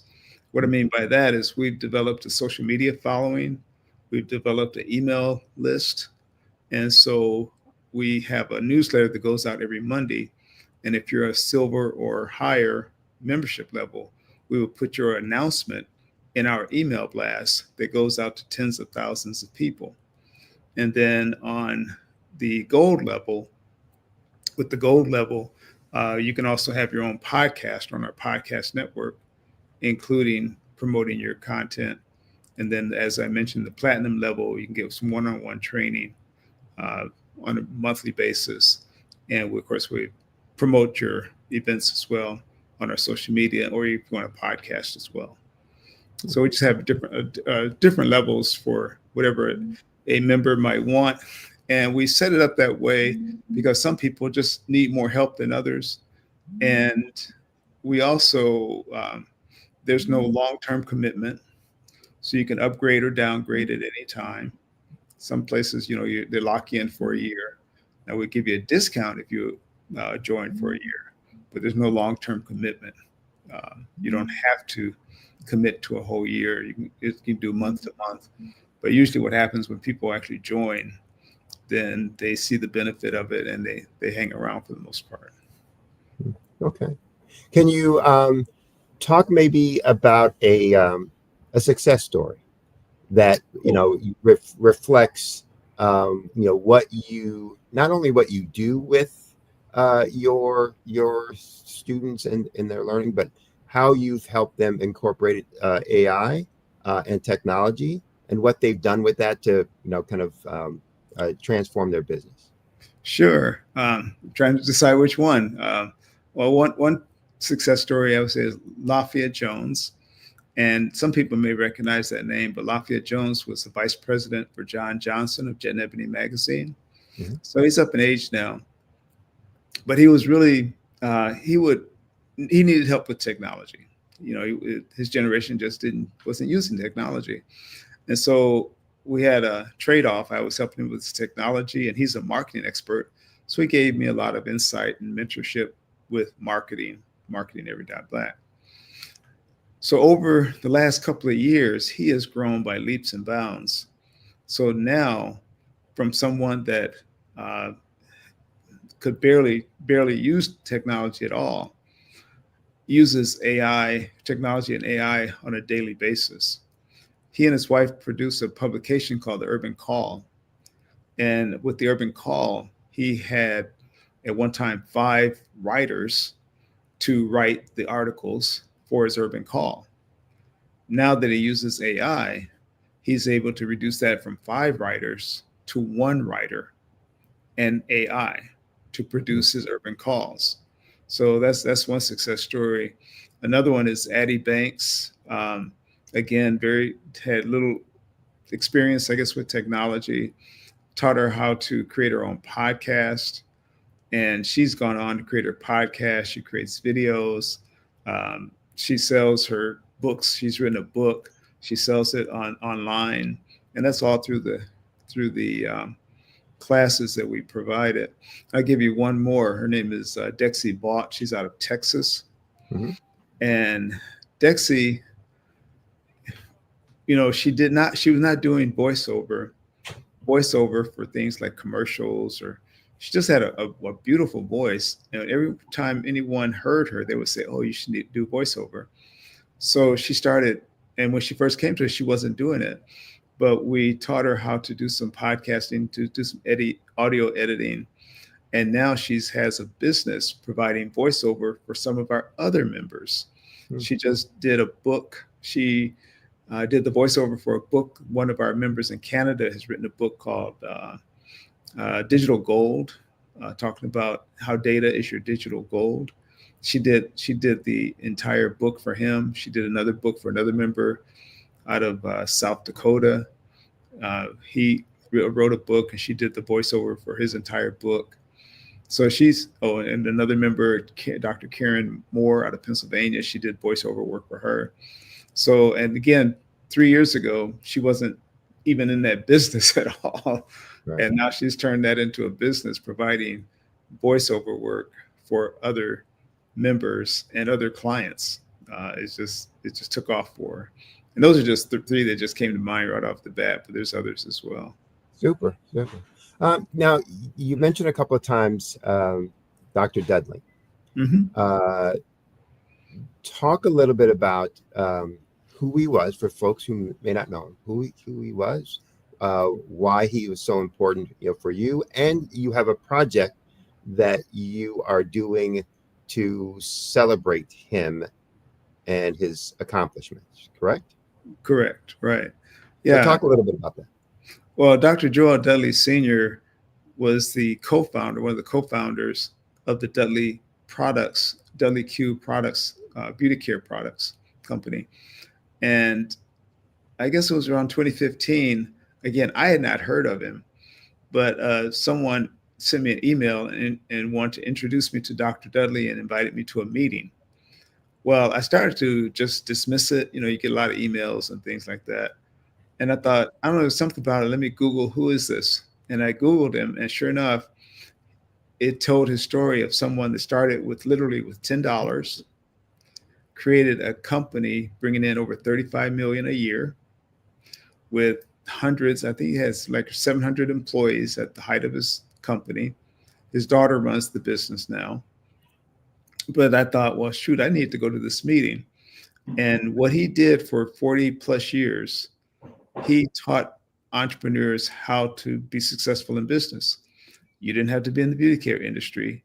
He literally would invite people to his home every Monday night, and we would just have guest speakers. We'd read about entrepreneurship, we'd network, and we just did that week after week after week. Now, he was mentored by a man by the name of S.B. Fuller out of Chicago, and S.B. Fuller did the same thing.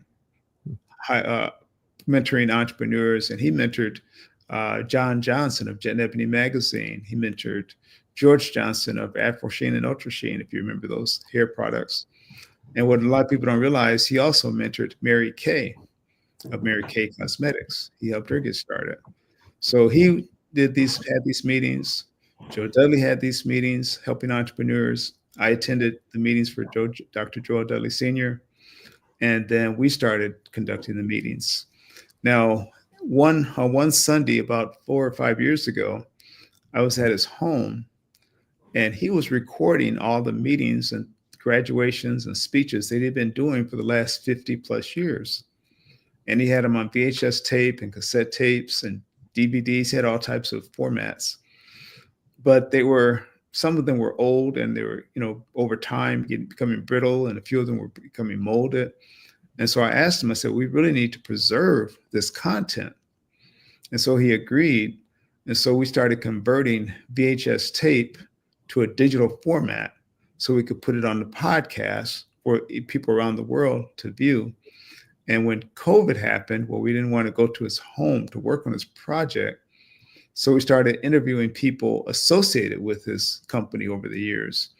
And we interviewed over 250 people that he had helped or worked for the company. And without exception, I think every single one of them were saying how he really changed their lives by working with the company and changed their mindset and helped them become successful entrepreneurs. And so that's what the Dr. Joel Dudley Sr. Legacy Project is about, is we still preserve that content. We still share it on the podcast. And then also all these links, by the way, are on our website, www.airy.black, where there's training or the meetings or the podcast. And then we're also setting up some, I guess for a better word, a tour to actually go around the community, around different city to city, to tell the story of S.B. Fuller and Dr. Joel Dudley and show some of these preserved videos, and also have some of the people that worked with him that are still with us to actually have a short panel discussion so they can tell the story of how this man started for $10 and created a multi-million-dollar business selling hair products all over the world, trained over 30,000 cosmetologists. Excuse me. Let me get some water here. That's all right. Yeah. So. So anyway, that's what the Dr. Joel Dudley Sr. Legacy Project is about, is to tell that story. And it's very inspiring, actually. He was labeled mentally retarded as a youngster. And despite the odds, came from complete poverty. And despite the odds, became, like I said, multimillionaire and assisted so many other people along the way. Well, and I think that's also a key takeaway here. Not only the perseverance and the determination and discipline of one individual, but how that individual then touched so many other folks in their each one teach one approach. So Exactly. you talked about all the people that he mentored, who are household names, or have household products, or products that are household names as well. And so it just goes to the power of networking, but the power of really giving, which again, in and of itself is just a powerful message. So And kudos to you for the project. well, I want to add too, I think you're absolutely right, whether it's Dr. Dudley or SB Fuller, what we're doing Every Dot Black, but also the Black Business Network, same thing. You're bringing on entrepreneurs literally from around the world, and you don't know who is watching these stories, these interviews, but I can guarantee you it's touching someone somewhere, and it's making a difference in someone's life someplace. We may never know who they are, but it is touching someone somewhere. It's inspiring someone to see, well, this person that looks like me, this man or this woman that looks like me did it. Why can't I do it too? So it just opens their eyes. Just like I'm sure you've had mentors along the way. I know I certainly have, that helped me along the way when I was much younger, to kind of open my eyes as to the things that I can accomplish if I just put a little work and perseverance into it. Right. So you talk about your work, in AI technology in general. The Black diaspora has been often underrepresented. We could also say maybe underserved within the business community and the entrepreneurial world, et cetera. Talk about how AI and other technologies can be used by Black entrepreneurs to really get a leg up, or to get a competitive advantage that may not be available otherwise. Oh, absolutely. And you're right. We have been underserved and underrepresented. And it's sort of like eating an elephant, one bite at a time. You just got to start somewhere. Mm-hmm. But definitely the technology can level the playing field. And that's why it's so important that we have to embrace it. Like I said early on, there's going to be two types of businesses: those that embrace technology or AI, and those that are out of business. So AI, by the use of it, and a lot of people don't realize, the biggest thing is saves time. Again, things that might take you weeks to create, it can create literally in seconds or minutes. Of course, you have to go in and make sure it's right and edit it and that type of thing. But it still can save an enormous amount of time. And if we can have our businesses, if you can become more efficient in your business, things that maybe take you, 8 hours to do, you can do in 1 hour. It depends on the type of business you have. Then that frees up a lot of time, with something you can't replace. That's the one thing we cannot replace is time. Mm-hmm. Then it gives you more time to do other things with your business, or additional things with your business. So I just think it's really a game changer, and we really have to embrace it, in my opinion, to make that difference, to level the playing field. And the beautiful thing about the use of it as well, it's available. If you have a computer or a smartphone or a tablet, it's available to you. You don't have to, if you have internet access somehow, it's available. So there's no large expense other than your device that you're using.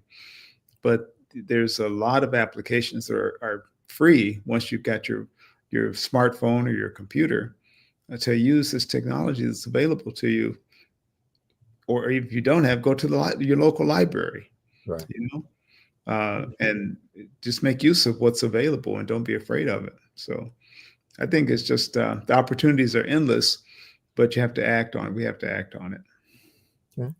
Now, obviously, education and training is a big part of what you do.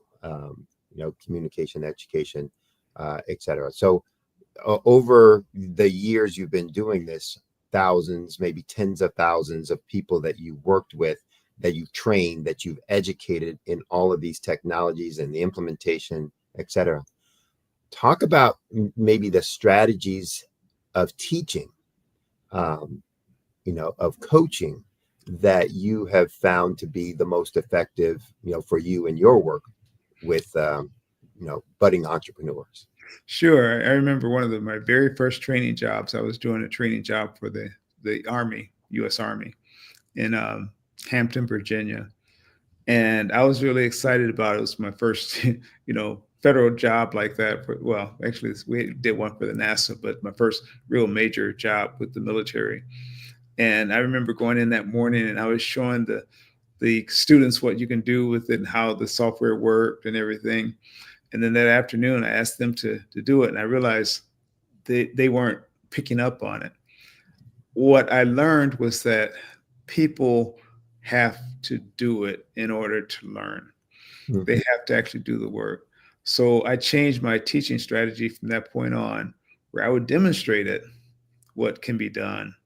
But the majority of the time is having the students do the work, and I guide them along. And it's okay if you get it wrong, because that's how we learn. But you try it, and if you get it wrong, you try it again until you figure it out and how it works. So that's been my training or teaching strategy for all these years, and it served me well, to demonstrate, to explain it, demonstrate how it can be used, no matter what the technology may be, and then keep it simple. I don't start off with a lot of technological terms or anything like that, technology terms. Just really simple, break it down step by step, step 1, step 2, step 3, and have the student do the work. Let's show them how it's done, have them do the work. And then usually in the afternoon sessions or the later part of the session, kind of give them a problem and let them figure it out on their own.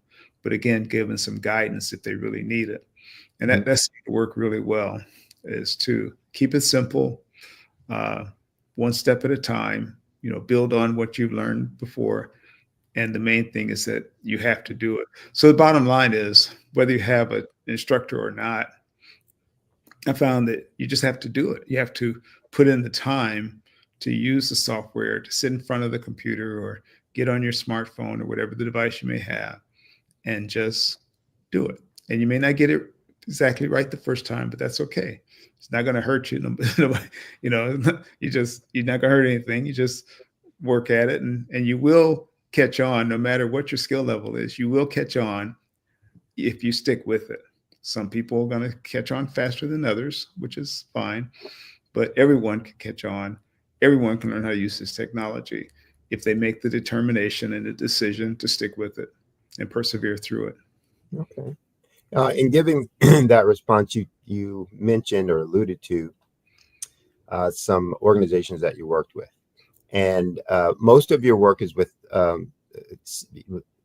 lot of your work. I won't say most. A lot of your work is with budding entrepreneurs, people who are starting out, smaller, et cetera. But you just mentioned 2 organizations, the military, and I assume that was the U.S. military, and NASA, which are very large organizations, very massive, et cetera, organizations. Can you talk about, one, what's the difference or is there a difference? And what was the difference between working with, budding entrepreneurs, small business owners, and massive organizations like the military or NASA? What learnings did you take away from that? And is there anything, that you did with them that you found not only memorable, but completely applicable to, any size business? Well, as far as applicable to any size business, I think the one thing I learned is people are people, no matter what organization they're in. But when I first started out, I was providing computer training services primarily to 2 large companies, large organizations, or the military. I did training at Lockheed, and I'm trying to think some others, General Electric, DuPont. I was at DuPont for weeks training their staff. But one of the things that I realized, and I was at NASA for 2 years, but one of the things I realized early on is that I was not seeing people of color for the most part in our classes, right? And that kind of bothered me over the years. And that's really why a big part of why I started Every.Black is to address the need for people of African descent to learn about technology in their businesses. Now, one of the biggest bigger things too is that when I was working with these larger corporations and the government agencies and things like that, money was not an issue. They were literally throwing money at me at the time. Where when you're working with smaller businesses, that's not the case so much. The startups, that's just not the case. But I find that it's more rewarding. It's more of a, to me, it's more of a personal reward. I'm getting more out of it when I see someone that's trying to figure it out, not the multi-million-dollar business, but someone, that's just trying to start some business of their own and to help them get a foothold in their own entrepreneurial journey and to figure it out and become successful. That's just really, really rewarding to me. So I think that's probably the biggest difference is that I get to know the people individually, and it's mostly people of African descent, people of color that I'm working with now. So it's kind of more rewarding versus just going in and providing training for class after class with people that I probably never see again. They would come to my classes. All right. Well, we're running out of time, so let me do this, give you an opportunity to tell folks how they can reach out to you if they want to take one of your classes, work with you on incorporating technology and AI into their own business, or, just network. What's the best way for them to reach you? Sure. Well, the best way, like I said, we've got all of the links on our website, every.black. That's EVERY.BLACK, no .com, no .net. Like I said, just every.black. .black is the new .com. The networking link is on there for the mastermind meetings, and you can register there. You can also register for the classes. You can attend the podcast or view the podcast. The weekly meetings are free to the general public. So we really encourage people to come to our Monday evening mastermind meetings, and they can learn more about what Every.Black is about, and they will meet entrepreneurs from around the world and to begin to network. And then once they usually come, then they begin to see the value of actually joining Every.Black, where we can actually help promote your business through our social media, our email blast, and also discounts on our computer classes. And we offer classes for everyone, but for members, we give them a great break on the classes. So I would say just go to our website, www.every.black, or you can give me a call, Jimmy, at 919-265-8045. That's 919-265-8045, or by email at Jimmy, Jimmy, @every.black. All right. Well, it's been a pleasure again catching back up and having a conversation with you and continuing the discussion about technology and the advances of AI in business. So look forward to more conversations in the future. And as we say, genius is common. I'll see you on the other side. Thanks so much. The Black Business Expo's mission is to raise funds for high school seniors going to college or K-12 entrepreneurs. The expo is a fundraiser for students, so you can go to www.blackbusinessexpousa.com. Again, that's www.blackbusinessexpousa.com to donate to the scholarship fund. You can also use Cash App, and the account number there is $BBX USA. Again, $BBX USA. Our goal is to give scholarships, laptops, and $5,000 in scholarships to 10 students. Students can register online at that same website, www.blackbusinessexpousa.com. Remember, every dollar counts, so please donate to the fund. We also want to take time to thank our Black Business Expo USA sponsors for this month. Those sponsors include NC100, Suede Soul, Carolina, Virginia Minority Supplier Development Council, Step Management, Margie McLean Foundation, Genius is Common, Our TV, Executive Women Success Institute, The Quality Coaching Company, Superwoman Business Services, Creative Force Studios, Lee Entertainment, Black Business Olympics, Artistic App Design, and Black Business Expo USA. Stay tuned for more programming, and remember, genius is common. I'll see you on the other side.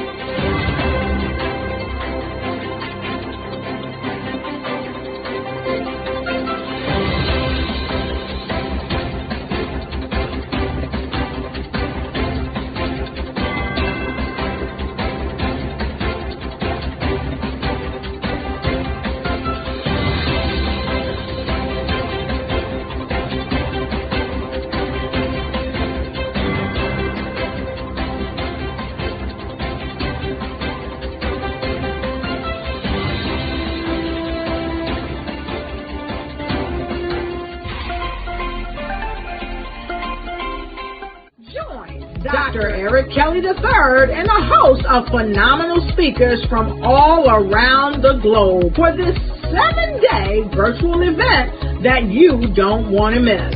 The mission of the Black Business Expo is to raise scholarship money from kids all the way from high school, all the way from college. The Black Business Olympics is one of the largest Black business showcases in the world. It is an opportunity for businesses and companies to showcase their businesses globally. We are going to be giving away laptops up to $5,000 away to students.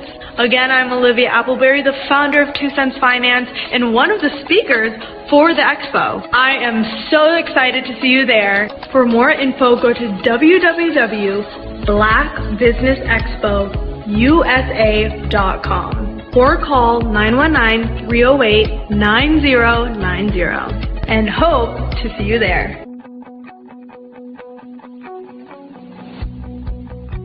I am Black Business.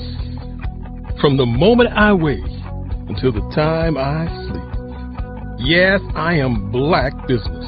I am Black Business. Tell me, are you Black Business? I am Black Business. Do you support Black businesses? Listen, I support Black business because I am Black Business.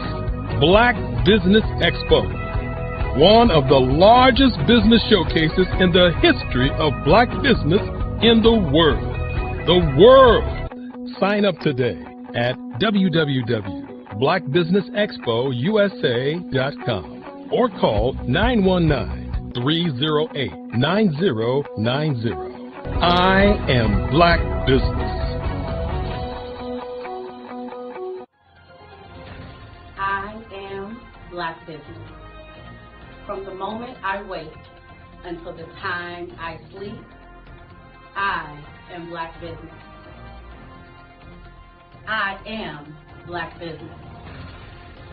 Are you Black Business?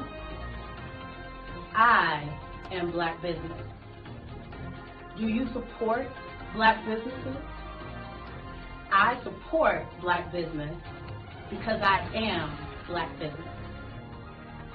Black Business Expo, one of the largest business showcases in the history of Black America in North Carolina.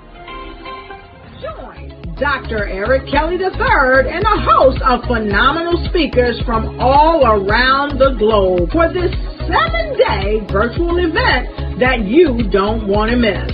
The mission of the Black Business Expo is to raise scholarship money from kids all the way from high school, all the way from college. The Black Business Olympics is one of the largest Black business showcases in the world. It is an opportunity for businesses and companies to showcase their businesses globally. We are going to be giving away laptops up to $5,000 away to students. Again, I'm Olivia Appleberry, the founder of 2 Cents Finance and one of the speakers for the expo. I am so excited to see you there. For more info, go to www.blackbusinessexpousa.com or call 919-308-9090 and hope to see you there. I am Black Business. From the moment I wake until the time I sleep. Yes, I am Black Business. I am Black Business. Tell me, are you Black Business? I am Black Business. Do you support Black businesses? Listen, I support Black business because I am Black Business. Black Business Expo, one of the largest business showcases in the history of Black business in the world.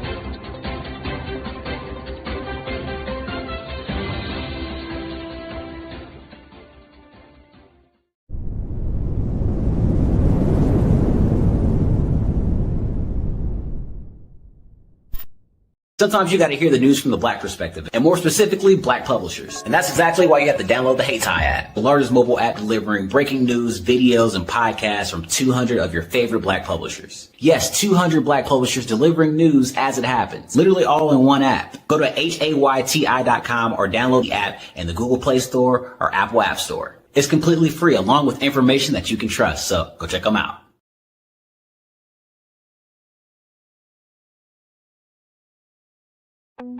I was born in a little village on the island of Haiti. Many deadly diseases.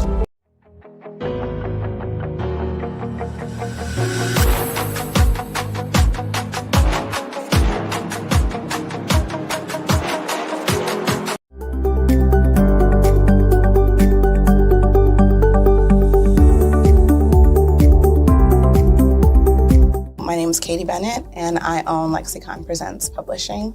We are a publishing and media company that helps you take your story and share it with the world.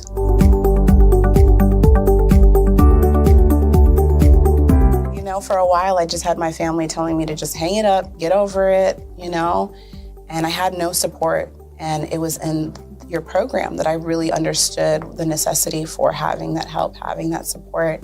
And so now I actually feel like a CEO as we scale, as our clientele changes, as my company is opening doors for other people to, you know, take care of their families. It's just completely changed from just a mom who was publishing books.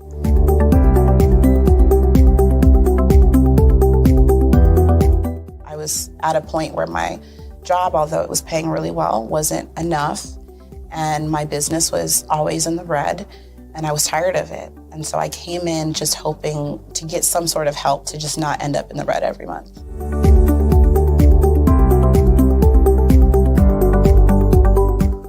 Ooh, wow. Okay, so there was one in particular, I cannot remember his name, but he asked me, he said, why are you in business? And I told him that I wanted to make a difference and I want to help my community. And he let me ramble on for a while. And then when I was done, he was like, okay, all of those things are great. They make you a humanitarian, not a business owner. And he was the one who told me, he's like, you know, you have this great service and you're offering it at like a great value price. So to someone like myself, we don't know that we're going to get the value of what you're actually bringing. And so that gave me the confidence I needed to raise my price.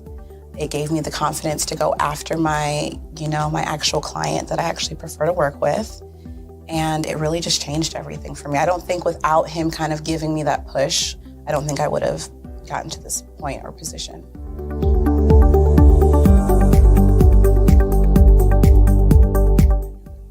Wow, the benefits is just having a coach that holds you accountable. They set goals with you.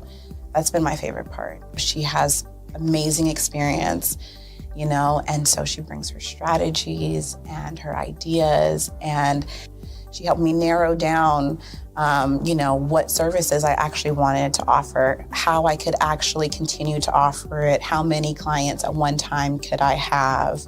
All of the information that she's given has just really transformed my entire company. And so I know I would have never gotten to where I am today and having some of these partnerships that I'm, you know, having now without her help.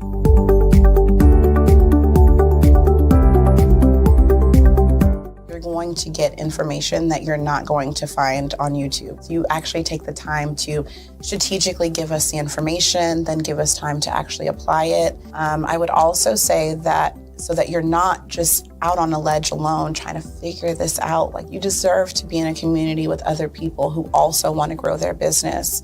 And then finally, the biggest thing I think I took away from CMET was that I had a whole office in Longwood. I still do, and at the time I had not paid my business tax receipt. I didn't know that that was something you had to do.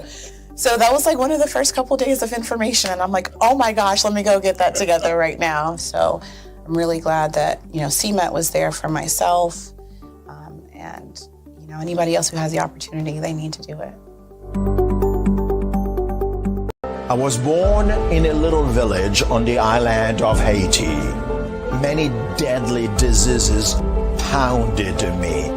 It is as if they were on a mission to end my existence on this earth.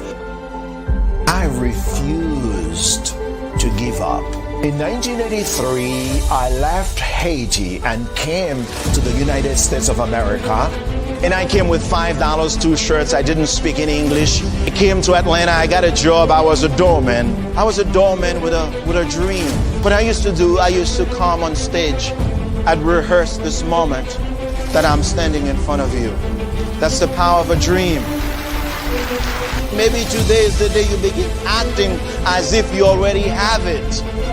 And then step out with full force. Take a risk. No condition is permanent. Don't let your situation distract you. You are chosen. You are called. You are born for a purpose in this life. Did you know women represent just 3% of Fortune 500 CEOs and less than 15% of corporate executives at top companies worldwide? Have you wondered what the secrets are to getting into the top ranks, whether in the private or public sector? Do you want to figure out how to stop being held back in your career or passed over for promotion? Then you're in the right place. Hi, I'm Dr. Madeline Ann Lewis, President and CEO of the Executive Women's Success Institute. I have decades of experience in the military, the federal government, and corporate America, and my mission is to help women succeed and tap into their full potential. I want to reach 1 million plus women around the world to become the leaders they are meant to be.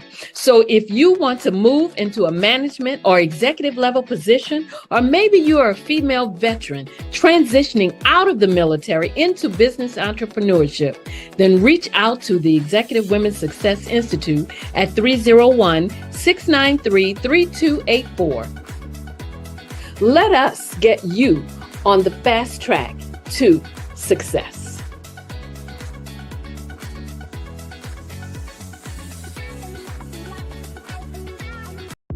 The Black Business Network and Black Business Olympics are essential platforms for Black business owners globally. They provide the tools and support you need to succeed in today's competitive marketplace. Join us today as we collaborate together with businesses from around the world to support our children, students, and young future entrepreneurs, Black businesses and corporations. We raise funds for students going to college and young entrepreneurs who are aspiring to be business owners, and we invite you to be a contributor today. Visit the website www.blackbusinessexpousa.com to connect with and learn more about how the Black Business Network and Black Business Olympics can help you not only share your amazing business story to businesses, but also serve future generations. Hello, my name is David Jones, CEO and co-founder of the Hello LLC, where we help businesses build a culture, brand an experience, and leverage technology to pivot into Web3. Join the Black Business Network streaming live into Roku, Metaverse, STEM City, Black Multiverse Enterprises, Hulu, YouTube, iHeartRadio, Apple, Facebook, LinkedIn, Spotify, Twitch, and Google Podcasts. Tune in, turn on, and let's thrive.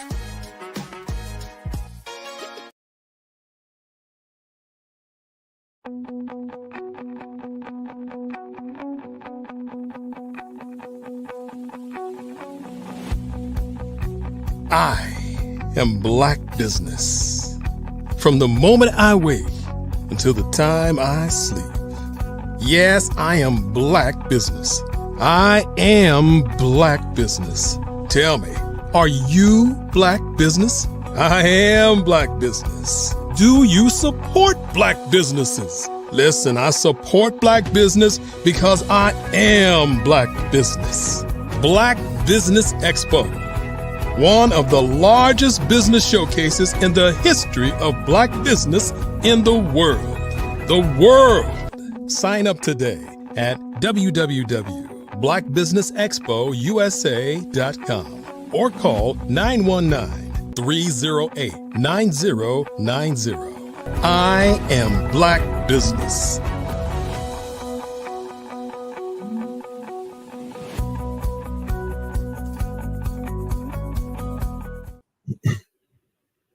Good day, business owners, entrepreneurs, thought leaders, and corporations. Welcome to the Black Business Network.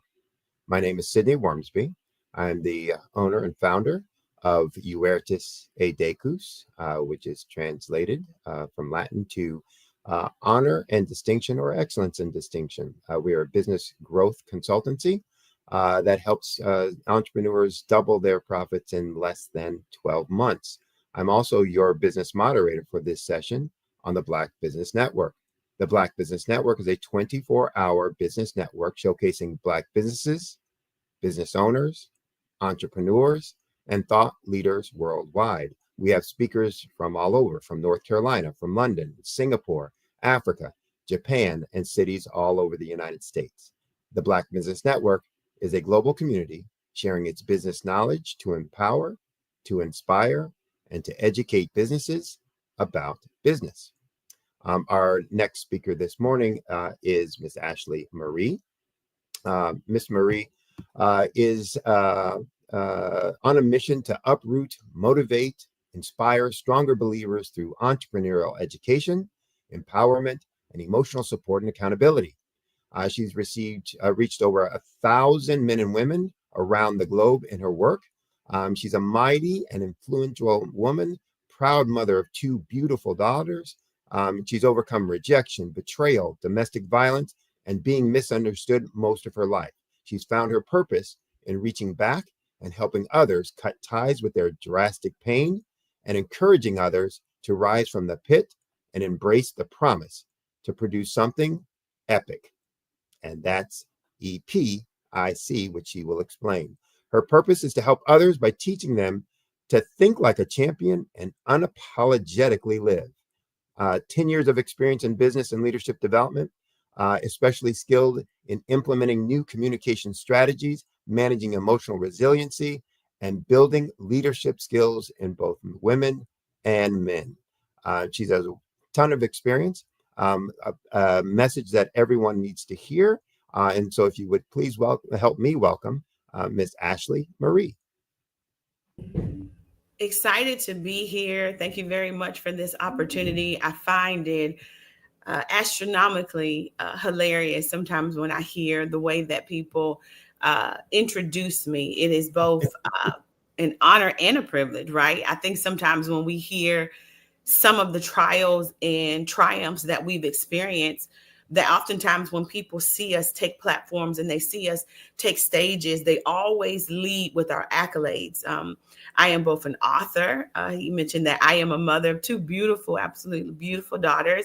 But my road of victory, it did not start that beautiful. My road of triumph actually was doused in trial. And about 2 years ago, I actually was on the run for my life. Entrepreneurship became the very thing that set my soul on fire. It set my soul ablaze. It is the thing that woke me up and gave me the thing that I needed to be able to rise out of the pit. I get to do my dream job every day of the week. They say when you found your purpose, it's no longer work. When I speak with conviction. When I speak with power. When I speak with authority. But it is because of the things that I've had to overcome. I mean, I'm relatively young, right? I speak like someone who's an old soul. I am both a leadership coach and a life coach. What does that mean for those who hear me speak? I understand what it means when life is lifing. I understand from a leadership perspective what it feels like to have to rise from a pit. Now, what's a pit, right? You heard him say the pit to the promise. For me, a pit is a pathetic, invisible trap. It is the thing that has you bound right now. It is the thing that is whispering in your ear, telling you that as an entrepreneur, as a mother, as a father, as a parent, that you just don't have it in you to do the things that you were designed to do. I am the CEO and founder of amarietalks.com. The company itself is naturally purposed. I wholeheartedly believe that we are designed to do the very thing that we came into this world to do, and it is to think and train like a champion. I speak, I teach, I train, I coach, and I write with excellency because I know who I am. I help men and women throughout the globe reclaim their confidence and walk in their power. I feel like the time that's most important for us to do that is the time when we're coming out of some of our most challenging seasons, right? It is the moment when we are tasked with the very depths of who we are. It is the moment where the rubber meets the road. And I want to talk to you a little bit about that today. I want to first open up and share a little bit of my story with you all. I want to share with you that my journey has not been easy. I talked to you about being on the run and having a life where obviously you're not able to work a full-time role on the run. Obviously, you're not able to be forward facing. Obviously, you're not able to do all the things that are going to bring you in the income that you need. There's a life that I had prior to this. And in that life, I was able to rise to the highest of the occasion. When I tell you that I met, the depths of what I was capable of doing with no resistance, but I learned resiliency in my most challenging season. So let's talk about what that season looked like, right? Because perhaps on the other side of the screen, maybe there's a man or woman who is seeing themselves in an astronomical battle right now. You are in a season of your life where you are maybe not even able to see yourself out of the struggle.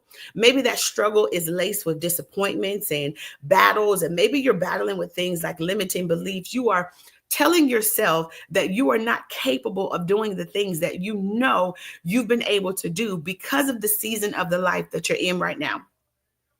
I will tell you that there are some things that have anchored me. He gave you the letters E, P, I, and C. Anytime I take that platform, the very first thing that I tell men and women to do around the globe, I tell them that they need to first elevate their mindset. Your mindset is 80% of the journey and it's 20% of the implementation. I'm going to say that one more time. Your mindset is the very thing that will be able to get you out of that pit. When I was in that pit, I had to remind myself who I was, but also who I am. Right?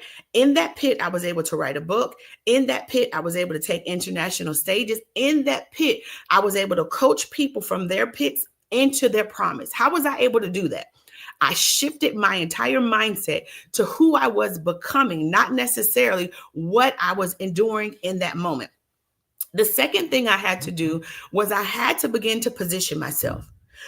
If you find yourself in a struggle right now in your business, a struggle right now in your life, a struggle right now in your career, you are going to have to find a way to position yourself. If it's a business that you need to start, if it is a side hustle that you need to start, if it is upskilling that you need to do, you have to literally reprogram your entire mind to see yourself out of that circumstance. And then you have to meet that thing with action and implementation.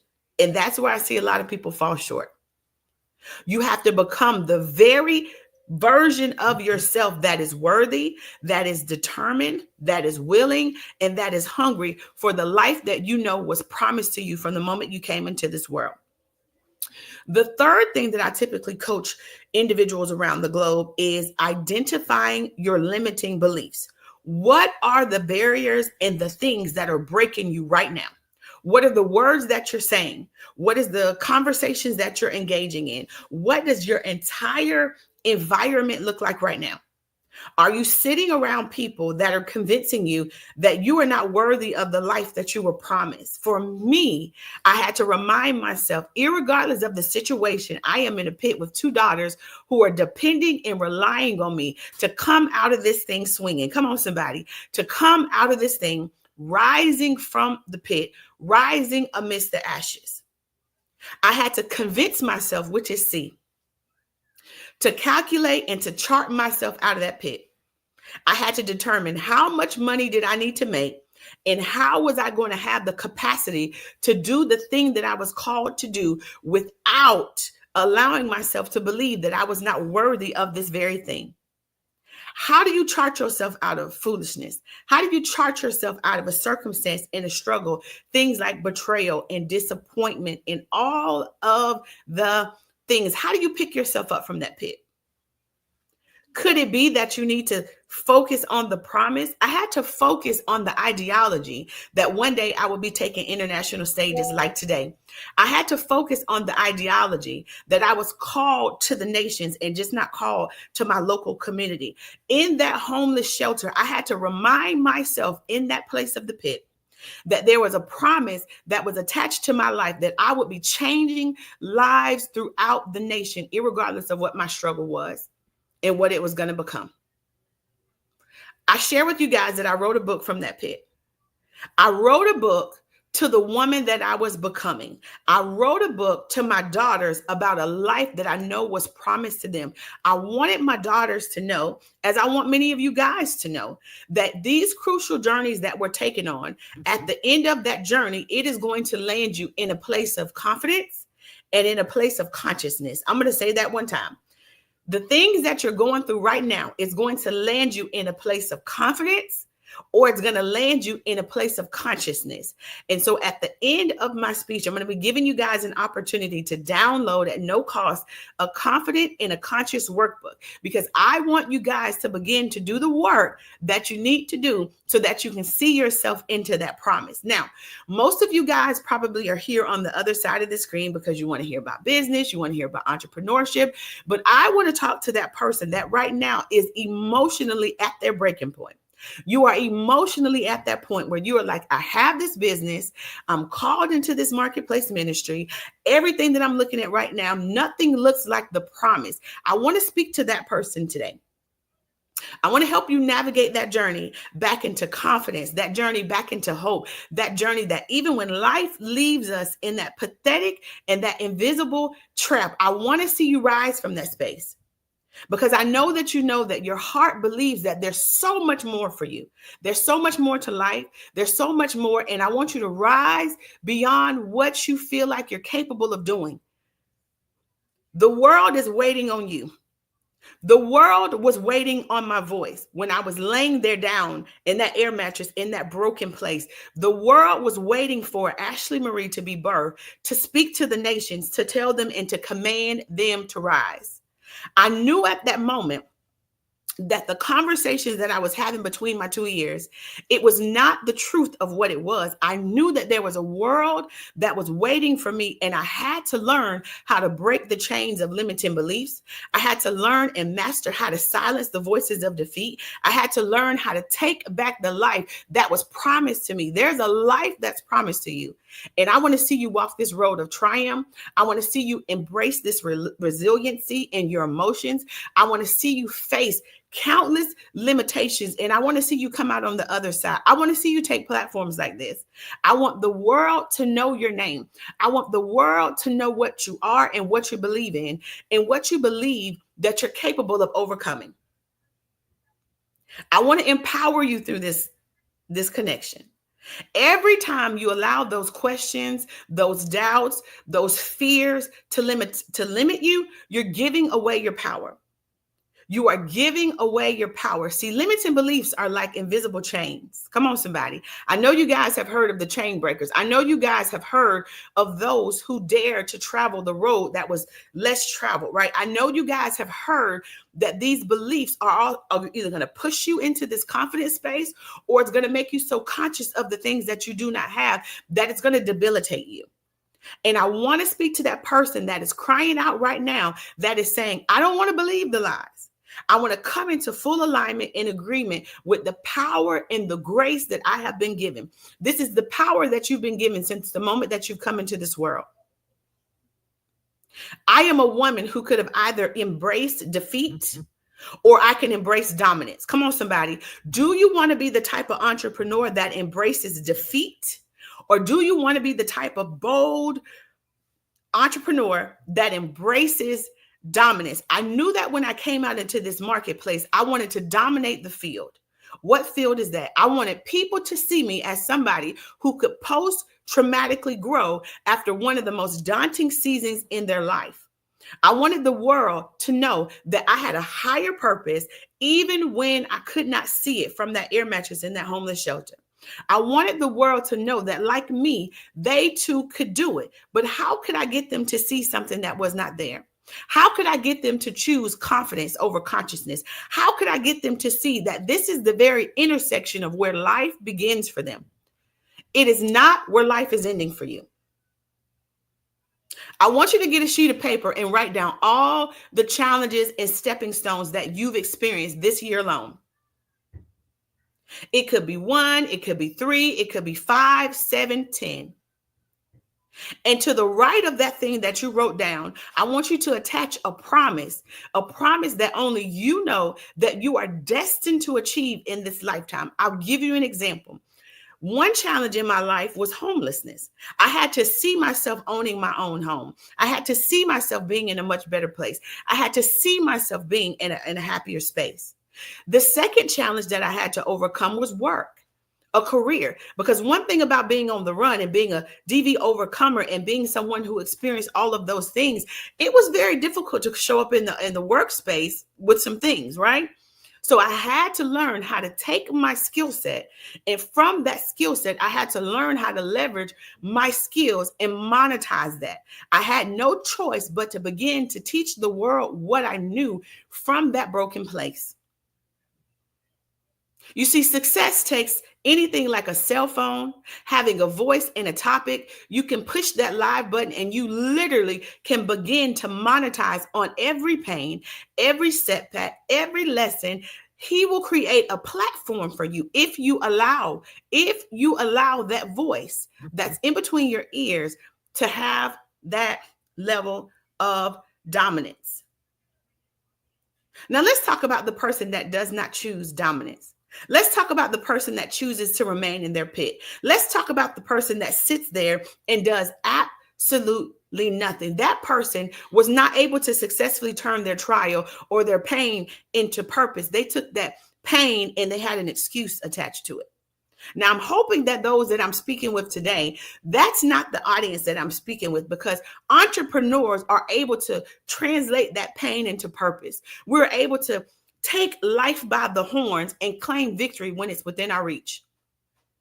Entrepreneurs are the type of people who are able to develop resiliency. We are the ones that are able to find strength in our vulnerability. As leaders, we often feel the need to keep it all together. But who told you that lie? No one is anticipating or expecting you to have it all together. We expect you to not hide in your struggles. We expect you to be willing to face them head on. I am a woman that you see who is facing her struggles head on, and I'm doing it live.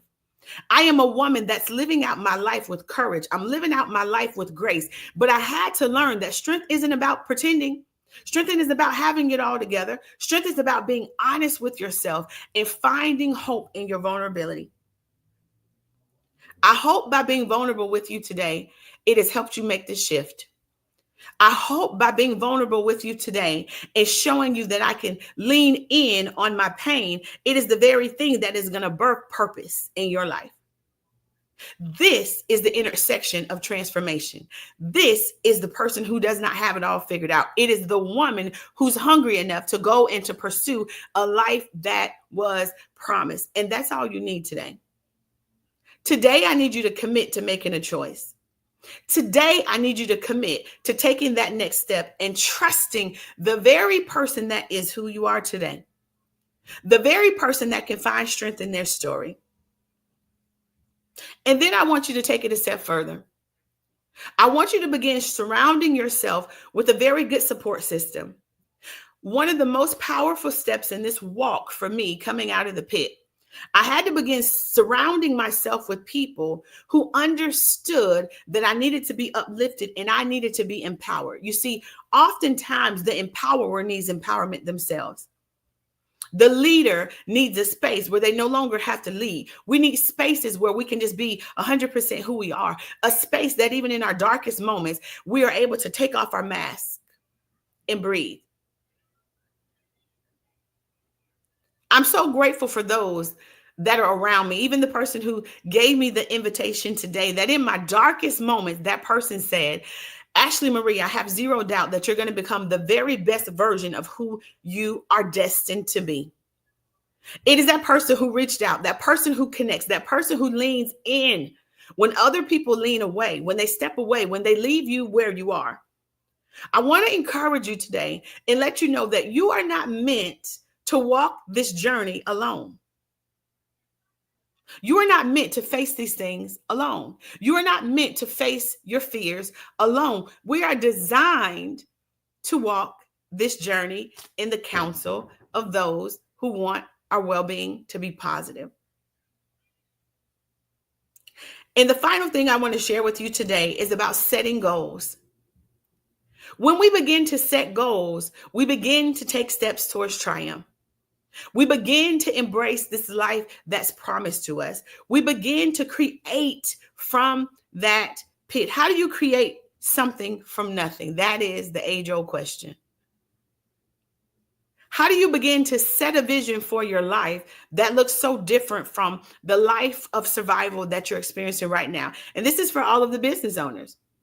This is for those right now that are looking at their financial statements, and for those that are looking at a new year coming upon us, and those that are looking for the very next season of their lives. I want to tell you that this next season is no longer about survival. It is about overcoming. This next season is about thriving under pressure. This next season is about defining what victory looks like for you. I want you to get a sheet of paper and write down some goals. But the thing is, the goals must excite you. You see, when I set out to do international keynote speech, it excites me. It's the thing that gets my feet up in the morning. It is the woman that I become when I hear that woman or man on the other side of the call, the other side of the screen, the other side of the platform, and I come down from my keynote speech and a woman says to me, "You have completely transformed my entire life. I, like you, walked away. I, like you, went on the run and I chased my purpose. I, like you, rose from the ashes and it did not consume me." I want you to begin to create goals that excite you, goals that scare you just a little bit. I want your goals to challenge you so much so. I want it to be the very thing that your heart calls out to. Listen, I go to bed doing the very thing that I'm called to do, and I'm so grateful for that. I'm now anchored myself in the things that I'm called to do. And I'm going to put that call and that charge out to you today. I want you to create goals that are purposeful. I want you to create goals that blow your mind. I want you to set financial goals this year that blow your mind. And I want the transformation to first begin with you. You see, before I could take stages and empower other people, I had to become the very byproduct of the thing that I coach, teach, and I train. I had to become a woman of worth. I had to become a woman of integrity. I had to become a woman of emotional resiliency. I had to understand that this world that I was called to, that I never, ever, ever, ever wanted to forget, the pain that that woman experienced from the pit. I wanted to always remember what defeat felt like so that I would never forget what dominance felt like. I wanted to know what it felt like to have empowerment because I knew what it felt like to not be empowered. I rebuilt my life time and time and time and time again until I fell in love with a life unapologetically. This life that I'm living today is a life that I've embraced. It is a life that I've loved. It is a life that's laced with strength. It is a life that is laced with emotional resiliency that is unmatched. And it is a life that resembles the strength that I have in who I am, in my confidence, and the life that I am building for my two beautiful daughters. I want to leave you with this charge today. You too have that strength inside of you. It is a power that the world can never take away. It is a light that is going to shine even in the midst of the darkest circumstances, in the darkest of times. It is a light that is going to change your life. And today I want to invite you into that first step. I want to invite you in, and if they allow me, I'll share that link with you guys. It is going to be your blueprint for breakthrough. It is going to be a guide that gives you affirmations. It is going to challenge you. It's going to ask you questions, and it's going to be goal setting. It is designed to help you break free from your limiting beliefs and embrace your confidence. I'm going to drop this link here today. I don't know if we're going to be able to share it, but it is going to be at no cost to you. I want you to remember that you are defined by your past and not by the limitations that others have placed on you. You are an individual that is called to excellency in this life. Your power is going to be the very fuse that somebody needs to get up out of their bed today. I want you to go forward. I want you to walk in boldness. I want you to walk in confidence, and I want you to rise. I want to thank you very much for sharing your time with me. I am honored to be a part of your journey to transformation, and I look forward to connecting with you in this journey of triumph. Thank you so much. Obviously, some powerful and inspiring words that I know folks out there took a lot from and will be able to implement and impact their lives. So I want to thank you for taking your time to speak to others and to reach out and touch them and ask you how folks can get in contact with you. So if they want to network with you, hear more about your journey, get advice and guidance from you, how can they best reach you? So the absolute way to connect with me, I'm on social media most of the time. I do my lives at 9 a.m. Eastern Standard Time on TikTok at A. Marie Talks. I'll drop that for you guys as well. I am actually going to be running a couple of, I hate to say challenges, journeys, where I train you how to think like a champion. It's going to be a 7-day growth journey with none other than Coach A. Marie. My website is www.amarietalks.com. But the absolute best way to connect with me is to follow me. I'm building out a YouTube platform. If you go there, that is where most of my content will be housed. And I will begin coaching people through the screen. I believe that's what my number one superpower and super gift is speaking. And so that's pretty much how people can connect with me.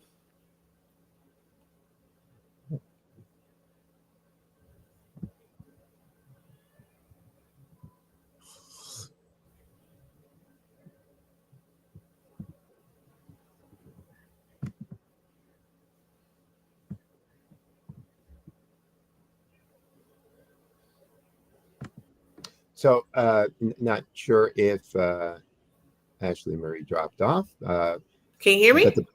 I can. Now I can. So do you want me to, so the way that you can connect with me is on all social media platforms. The one that I primarily speak on every single day is on TikTok at 9 a.m. Eastern Standard Time.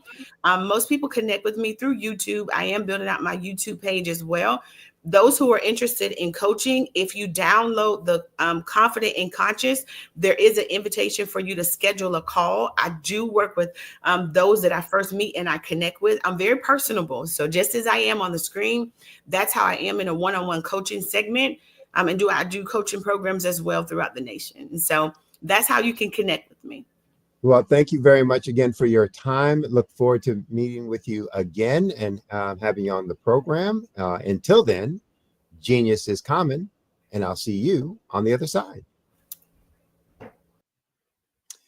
So the Black Business Expo's mission is to raise funds for high school seniors going to college or for K through 12 entrepreneurs. So the Expo is a fundraiser for students. And you can go to www.blackbusinessexpousa.com to donate to the scholarship fund. Again, that is www.blackbusinessexpousa.com. You can also use Cash App, and the account number should be rolling across the screen below at $BBX USA. Again, that account number is $BBX USA. Our goal here at the Black Business Expo is to give laptops and up to $5,000 to 10 students. And if you are a student, you can register online at that same website, www.blackbusinessexpousa.com. Every dollar counts, so please, I want to remind you, donate to the scholarship fund. I also want to take time to thank our sponsors for the Black Business Expo USA for this month, November 2024.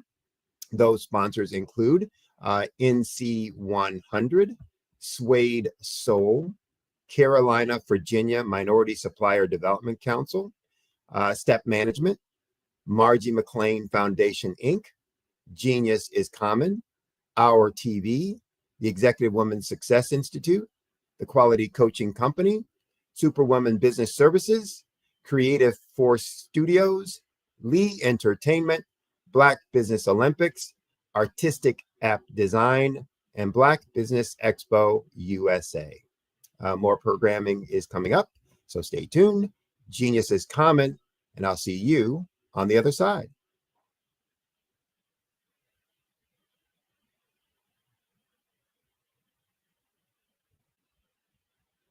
Artist to me is a creative expression of something from nothing. You know, it explodes onto the canvas, or it explodes on in my work. One of the things that I try to do more than anything is I try to just give the lines and the movements and emotions and the expressions to what I do. Art really means to me a chance to express how I feel deep down inside. Most of my art begins as a thought that I might have, you know, whether it's sports, whether it's history, whether it's a woman or a man. It pretty much starts as an idea of thought before I get into the actual image of what I'm going to draw. I do a lot of historical pieces. I was a history minor in college, and I love to do history pieces. And a lot of times I'm thinking about history, and then I try to make that history impact you as you look at it. That's one of the reasons I do pictures so large. People ask me, why do I do the pictures so big? And I tell them, I want the piece to impact them as they're looking at it, to kind of dominate them, dominate their space. And most of my pieces I try to do off page. I don't try to do anything that's going to be in those four corners or in a square. And I want your imagination to be a part of the piece that you're looking at.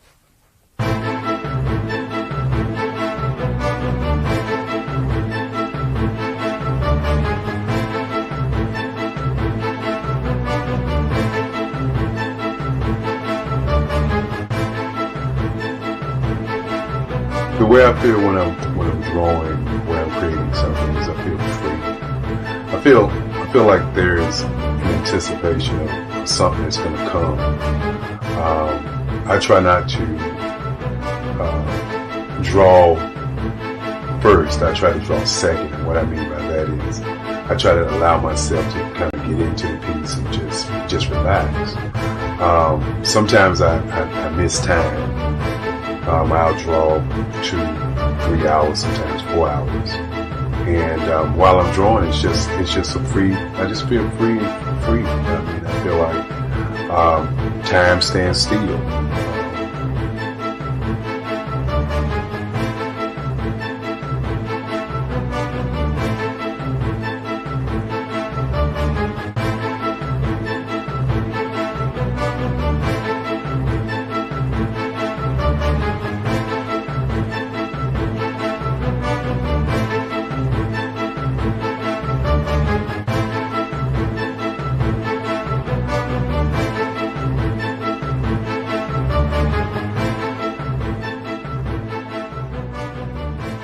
That's what it's all about in terms of the lines and the colors of my work, is to get an expression, to go deeper and past just what you see on the surface, but to go in and try to find an expression that everybody gets a different taste of what that expression is, whether it's anger or whether it's being happy or whether it's being, kind of calm or nonchalant. That expression that people take away from the piece is the most important part of what I do as an artist.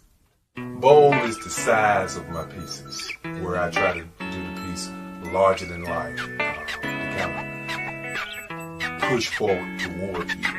That's what the boldness is all about. It's not so much about the lines, it's about the size.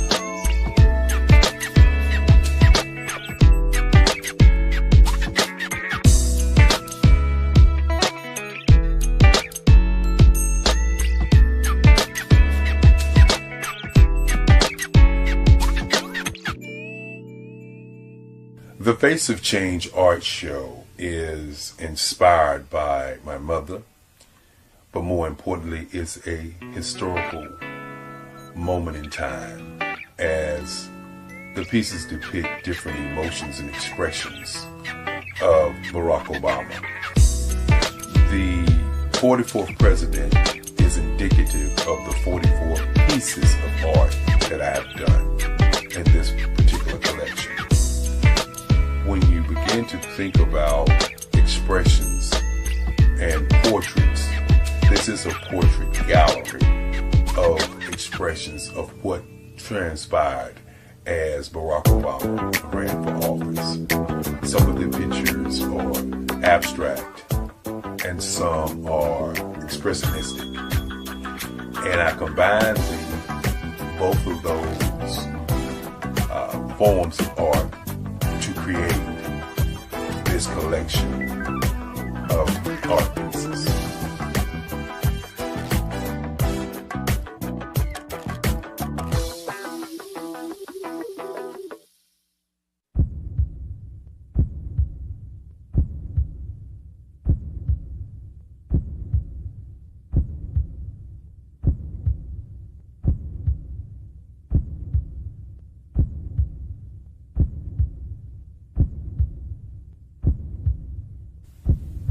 Overcomer, brilliant, ambitious, motivated, awesome. Obama.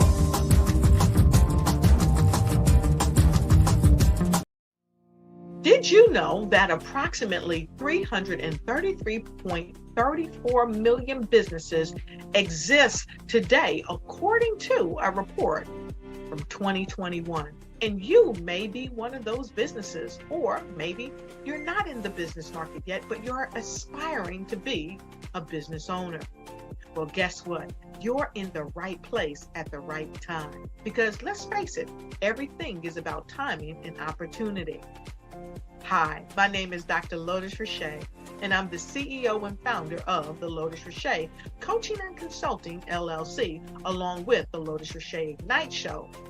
15 minutes of success with Dr. Lotus Richey, as well as books to boom your business and bring who you are. And today, I want to bring this amazing message to you about the Black Business Network and the Black Business Olympics. See, the Black Business Network and the Black Business Olympics is designed to help people just like you, that's right, that look like me, to take their business to the next level. Not just in your front yard or your backyard, but globally. The Black Business Network and Black Business Olympics is designed not to just help you survive, but to help you thrive. So join us today as we come together with businesses all around the world to support our students, our children, our young teens, our young entrepreneurs. What we do is we come together to help raise funds for students who are aspiring to be business entrepreneurs, who are aspiring and who are thriving in college. We endow them with a wonderful opportunity to gain scholarship of either a laptop or several thousands of dollars. And we invite you to help be a contributor to this amazing opportunity to help someone that looks just like you. So join us today at our website and let us connect with you and help you ignite and take flight in every area of your life on the Black Business Network and the Black Business Olympics. I'll see you on the other side.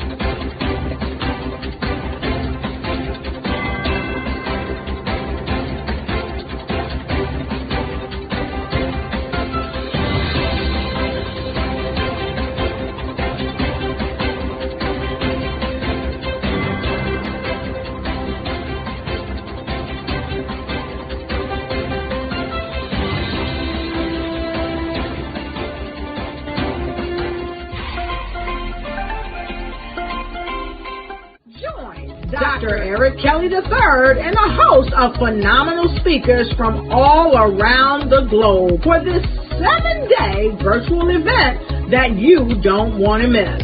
The mission of the Black Business Expo is to raise scholarship money from kids all the way from high school, all the way from college. The Black Business Olympics is one of the largest Black business showcases in the world. It is an opportunity for businesses and companies to showcase their businesses globally. We are going to be giving away laptops up to $5,000 away to students. Again, I'm Olivia Appleberry, the founder of 2 Cents Finance and one of the speakers for the expo. I am so excited to see you there. For more info, go to www.blackbusinessexpousa.com or call 919-308-9090 and hope to see you there. I am Black Business. From the moment I wake until the time I sleep. Yes, I am Black Business. I am Black Business. Tell me, are you Black Business? I am Black Business. Do you support Black businesses? Listen, I support Black business because I am Black Business. Black Business Expo, one of the largest business showcases in the history of Black business in the world. The world! Sign up today at www.blackbusinessexpousa.com or call 919-308-9090. I am Black Business. I am Black Business. From the moment I wake until the time I sleep, I am Black Business.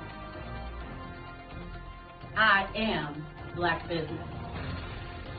Are you Black Business?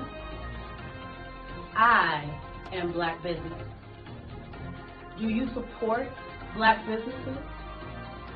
I support Black business because I am Black Business. Black Business Expo, one of the largest business showcases in the history of Black America in North Carolina. Join Dr. Eric Kelly III and a host of phenomenal speakers from all around the globe for this 7-day virtual event that you don't want to miss.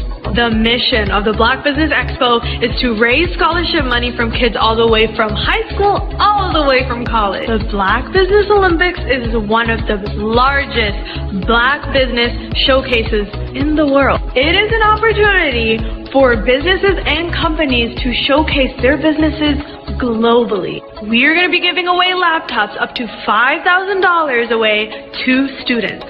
Again, I'm Olivia Appleberry, the founder of 2 Cents Finance and one of the speakers for the expo. I am so excited to see you there. For more info, go to www.blackbusinessexpousa.com or call 919-308-9090 and hope to see you there. I am Black Business. From the moment I wake until the time I sleep. Yes, I am Black Business. I am Black Business. Tell me, are you Black Business? I am Black Business. Do you support Black businesses? Listen, I support Black business because I am Black Business. Black Business Expo, one of the largest business showcases in the history of Black business in the world.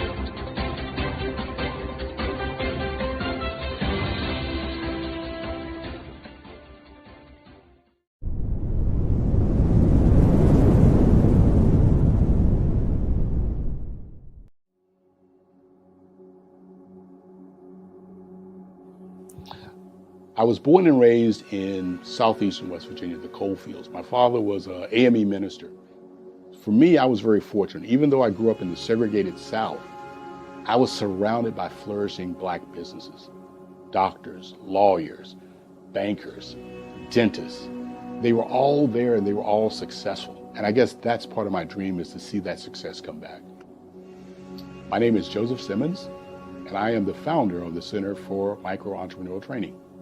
We have this moment in time where we can change the trajectory of people. And our focus is on women, Black and brown entrepreneurs, and their access to capital, their ability to build thriving businesses, the ability to employ people.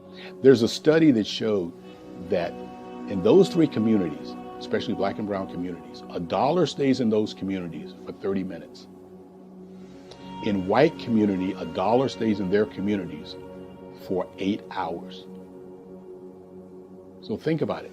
For you in a Black or brown community to get gas, to get food, to go to a restaurant, you've got to leave your community, take those dollars out of that community and take it to another community that's already being well served. So if we can reverse that, if we can go from 30 minutes to an hour to 2 hours, that's progress. That's what we need to do. I was with SCORE. And then in May of 2020, of course, the events happened in regards to the murder of George Floyd. The other thing that I was experiencing was the denials of federal funds for small businesses. And it revolved around one thing. These businesses were not being prepared for grants and for government programs. And I came up with the idea for the Center for Micro-Entrepreneurial based off those two things.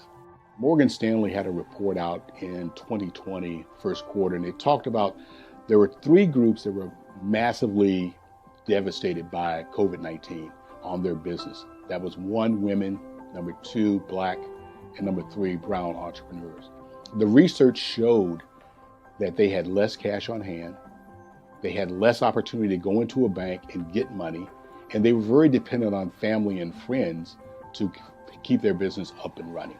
If we can focus on those three groups, then we can have a dramatic impact on our communities. Really, the focus is on 3 areas. And those 3 areas are 1, the people, number 2, the courses, and number 3, a support network. Here at CMAT, we will provide you with the fundamentals for generational success.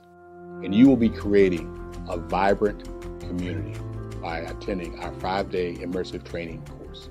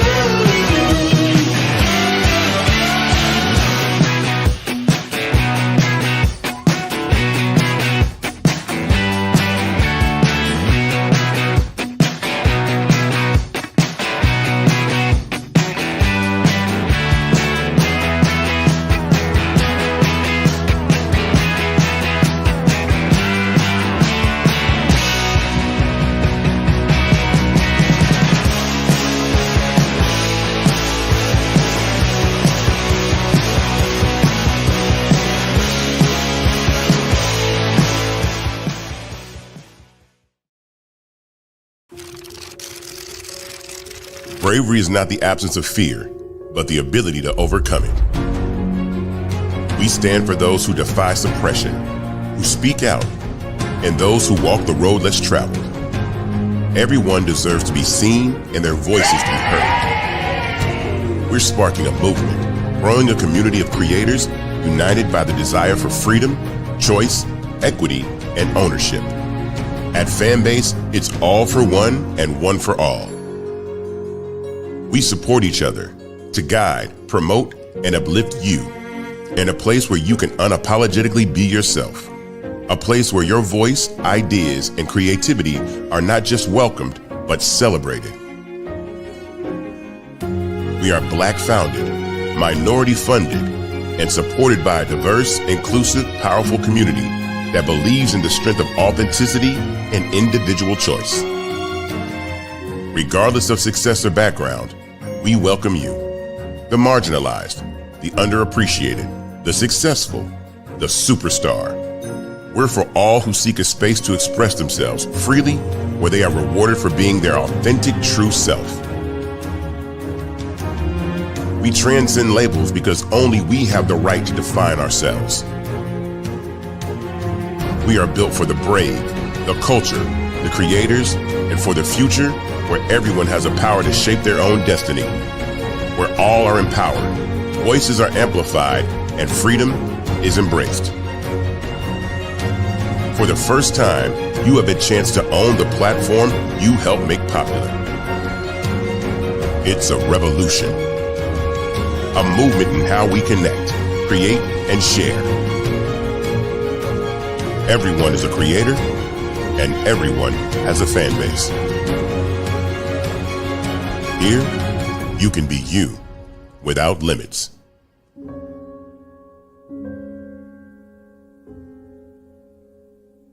I was born in a little village on the island of Haiti. Many deadly diseases pounded me. It is as if they were on a mission to end my existence on this earth. I refused to give up. In 1983, I left Haiti and came to the United States of America. And I came with $5, 2 shirts. I didn't speak in English. I came to Atlanta. I got a job. I was a doorman. I was a doorman with a dream. What I used to do, I used to come on stage. I'd rehearse this moment that I'm standing in front of you. That's the power of a dream. Maybe today is the day you begin acting as if you already have it. And then step out with full force. Take a risk. No condition is permanent. Don't let your situation distract you. You are chosen. You are called. You are born for a purpose in this life. Did you know women represent just 3% of Fortune 500 CEOs and less than 15% of corporate executives at top companies worldwide? Have you wondered what the secrets are to getting into the top ranks, whether in the private or public sector? Do you want to figure out how to stop being held back in your career or passed over for promotion? Then you're in the right place. Hi, I'm Dr. Madeline Ann Lewis, President and CEO of the Executive Women's Success Institute. I have decades of experience in the military, the federal government, and corporate America. And my mission is to help women succeed and tap into their full potential. I want to reach 1 million+ women around the world to become the leaders they are meant to be. So if you want to move into a management or executive level position, or maybe you are a female veteran transitioning out of the military into business entrepreneurship, then reach out to the Executive Women's Success Institute at 301-693-3284. Let us get you on the fast track to success.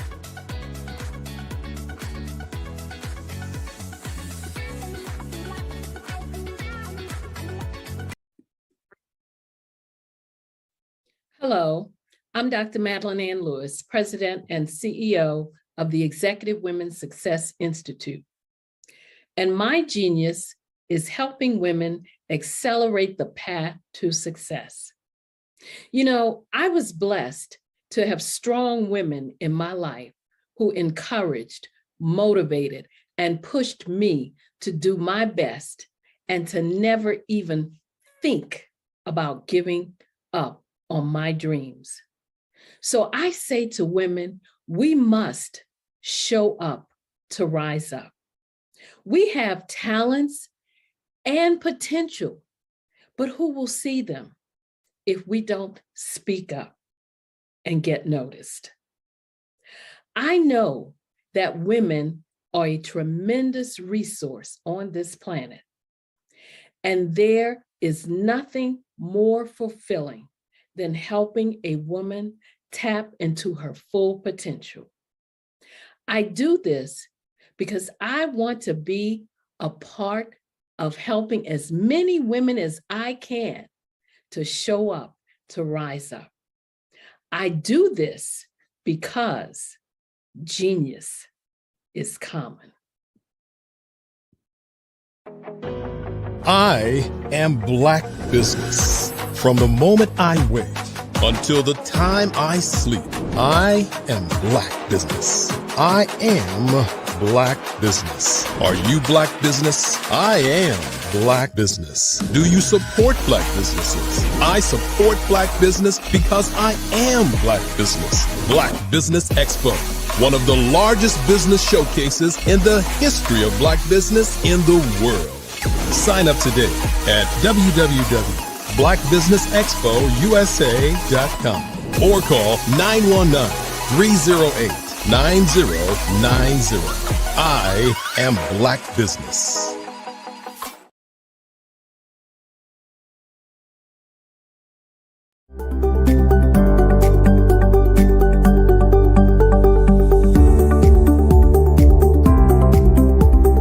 My name is Katie Bennett, and I own Lexicon Presents Publishing. We are a publishing and media company that helps you take your story and share it with the world.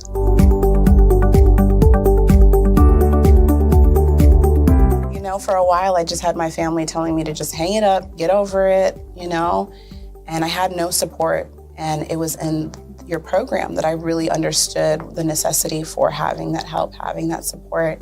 And so now I actually feel like a CEO as we scale, as our clientele changes, as my company is opening doors for other people to, you know, take care of their families. It's just completely changed from just a mom who was publishing books.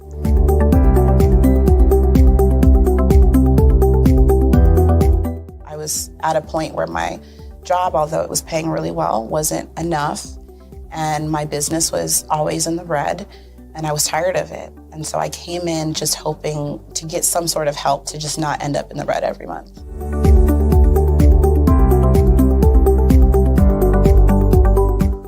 Ooh, wow. Okay, so there was one in particular, I cannot remember his name, but he asked me, he said, why are you in business?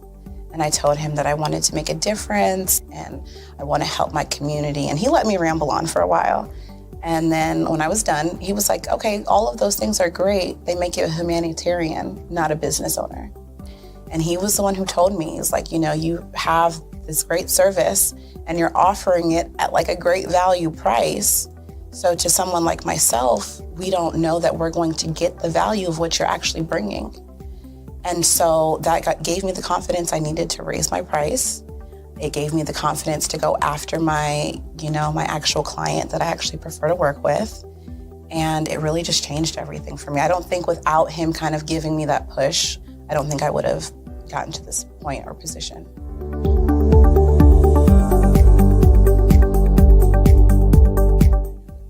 Wow, the benefits is just having a coach that holds you accountable. They set goals with you.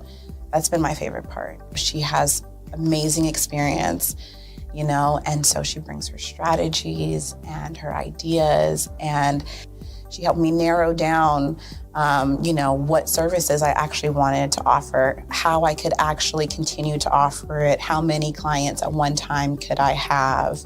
All of the information that she's given has just really transformed my entire company. And so I know I would have never gotten to where I am today and having some of these partnerships that I'm, having now without her help.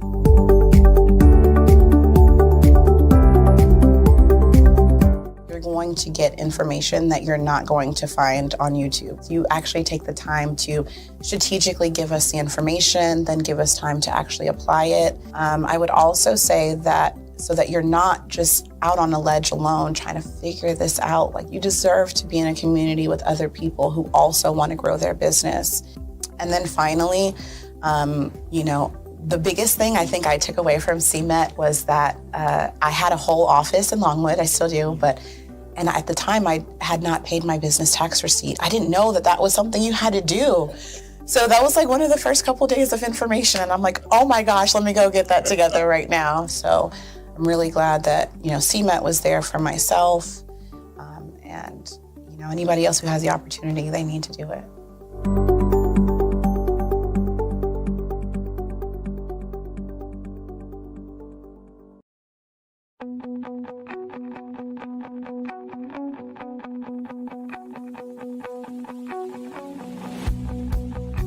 I am Black Business. From the moment I wake until the time I sleep. Yes, I am Black Business. I am Black Business. Tell me, are you Black Business? I am Black Business. Do you support Black businesses? Listen, I support Black business because I am Black Business. Black Business Expo, one of the largest business showcases in the history of Black business in the world. The world! Sign up today at www.blackbusinessexpousa.com or call 919-308-9090. I am Black Business.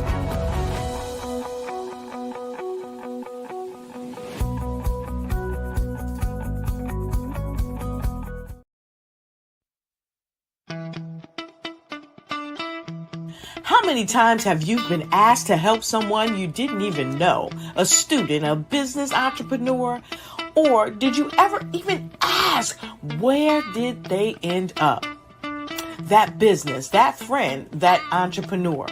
Well, just maybe they ended up in a gang, bankrupt, homeless, or worse, dead. Maybe they turned to crime, drugs, and alcohol. Did you ever wonder? Did you destroy their dream, or was your life always so easy? At the Black Business Olympics, we started a movement to help students complete. Give them hope and foster success.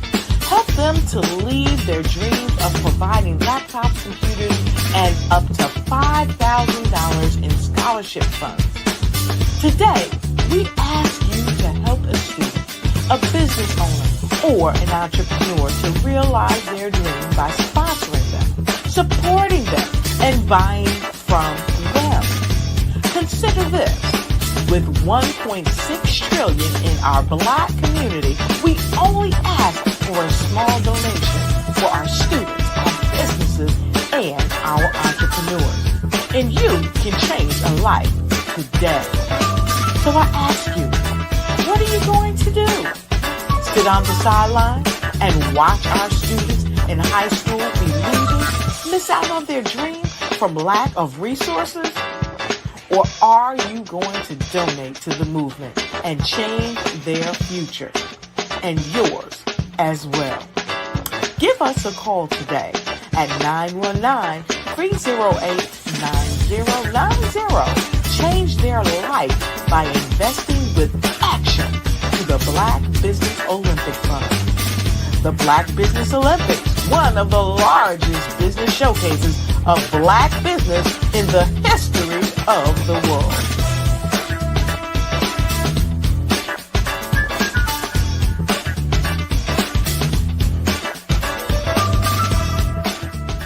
Artist to me is a creative expression of something from nothing. It explodes onto the canvas, or it explodes on in my work. One of the things that I try to do more than anything is I try to just give the lines and the movements and emotions and expressions into what I do. Art really means to me a chance to express how I feel deep down inside. Most of my art begins as a thought that I might have, whether it's sports, whether it's history, whether it's a woman or a man. It pretty much starts as an idea of thought before I get into the actual image of what I'm going to draw. I do a lot of historical pieces. I was a history minor in college, and I love to do history pieces. And a lot of times I'm thinking about history, and then I try to make that history impact you as you look at it. That's one of the reasons I do pictures so large. People ask me, why do I do the pictures so big? And I tell them, I want the piece to impact them as they're looking at it. To kind of dominate them, dominate their space. And most of my pieces I try to do off page. I don't try to do anything that's going to be in those four corners or in a square. And I want your imagination to be a part of the piece that you're looking at.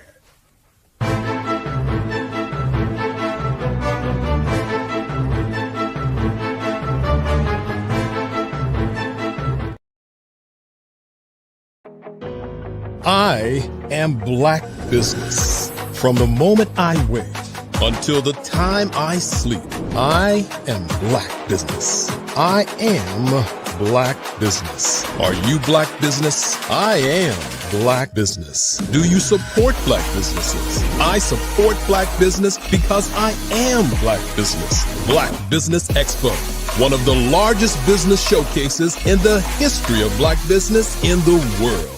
Sign up today at www.blackbusinessexpousa.com or call 919-308-9090. I am Black Business.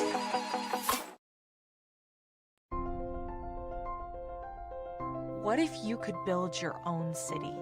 A place where every child can find nurturing people to help them achieve their full potential. A place where every adult can access job training support, where health education is abundant, where social justice ruled the land. A place without limitations. Welcome. You have arrived at STEM City USA. It is what every city should be. A safe and trusted community where you find people and resources to help you become everything you are and beyond. STEM City is unlike anything you have ever experienced. It is a digital twin of the world around you.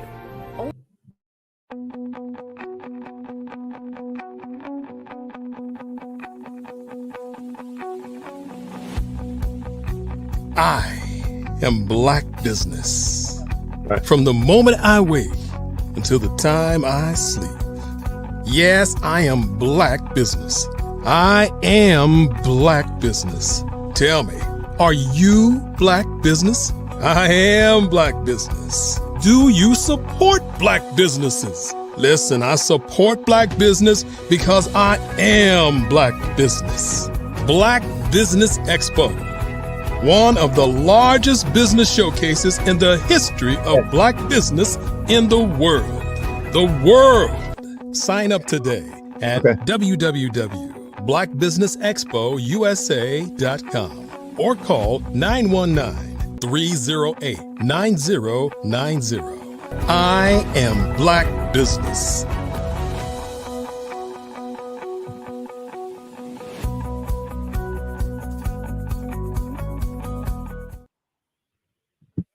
Good day, business owners, entrepreneurs, thought leaders, and corporations. Welcome to the Black Business Network.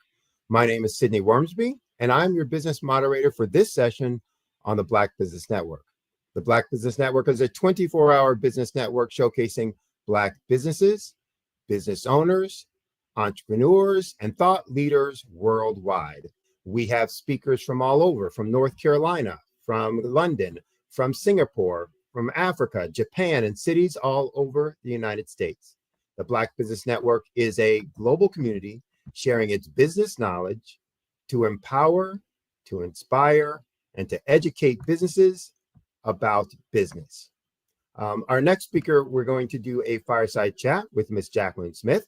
I'm going to bring Miss Smith on because we're have a lot to talk about with her and a short amount of time. So I really want to make sure we get into the conversation as quickly as possible.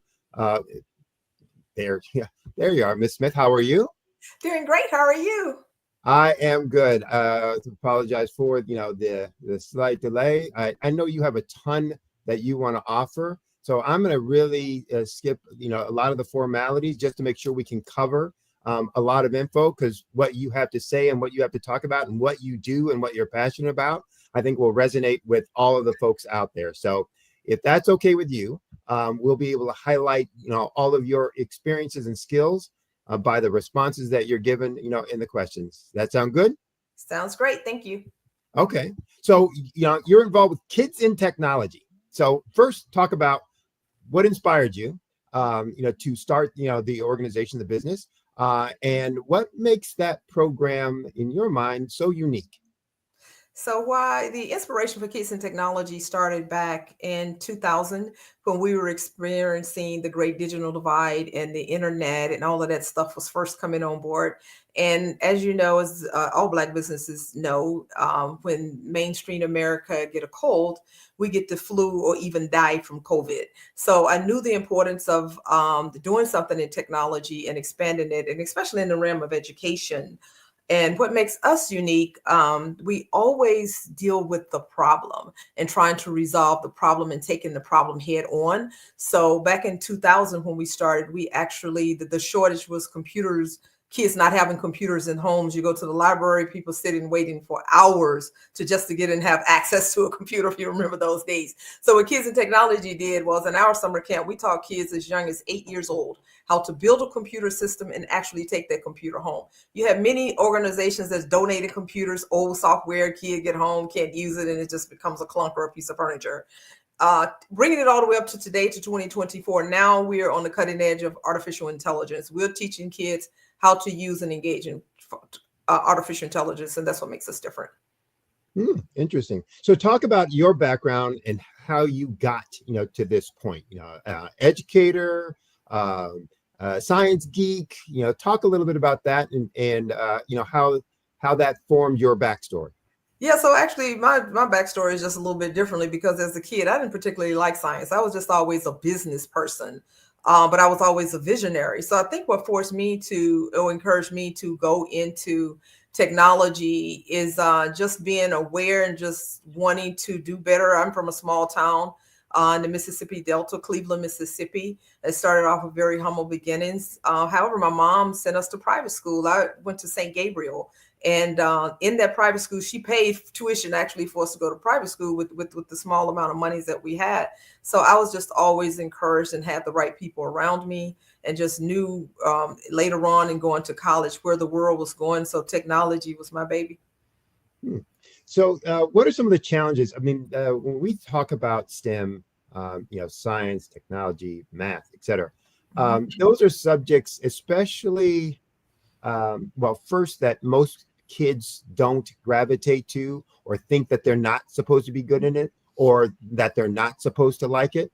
And for, kids from our culture, that can be a devastating blow. So talk about some of the things that you've encountered, and how do you inspire and motivate, kids to really enjoy science and math, to want to be involved in science and math through your programs, and just through, the things that you do? Because science and math is in everything we do. And that's one of the challenges that I ask kids. Name me something that math is not affiliated with, because that's the first thing, or numbers not affiliated with. That's the first thing you hear. Oh, I'll never use this. Yes, you will. From everything to your age, from the time that you hit this earth, you have a number attached to you, and to the time you leave, you have one attached to you still. So the bottom line is, though, we meet kids where they are. So we have a lot of programs, our STEM in schools programs and our science and math programs. All of our programs, first of all, are project-based. Those projects and STEM kits are kits that kids can resonate with. So if you're into sports, we have a STEM kit for basketball that teaches you math. Is so much math in basketball, is so much math in sports, period. Everything from just calculating scores or doing ratios or doing percentages of points, all the way to data science. We have our favorite basketball players in the NBA, for instance. If you look at LeBron James and then you look at somebody, say, Ja Morant, so that's an age gap. That's a difference. How do they do what they do? It boils down to science. Not only they're practicing, but what they're eating, when they're eating it before the game. That's data science. So that's how we engage kids, especially on the high school levels. When you start talking about sports and trying to figure out why your favorite sports figure is doing what he's doing, we got them. Sold. Yes. You know, and that's I used to do some volunteer teaching for elementary for science and math. And one of the things that, to the point you're making, when you can put it on a fundamental base level and something that, you know, they can get intrigued by. I used to use the detective, you know, metaphor that, hey, if you were to, how could you tell this? How could you tell this happened? It really does engage them. So what are some of the education principles that you integrate within, kids in technology, so that they can, in the classroom, really, kind of internalize all of this and start getting, motivated in their coursework? For students? For students. Yeah. So actually, you know what? Talk about for students and for teachers, because that's just as important. Getting teachers to, have a different mindset about teaching, science and math as well.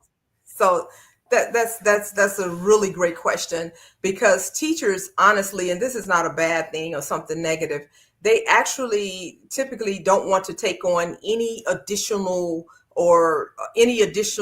things to educate kids on in the classroom.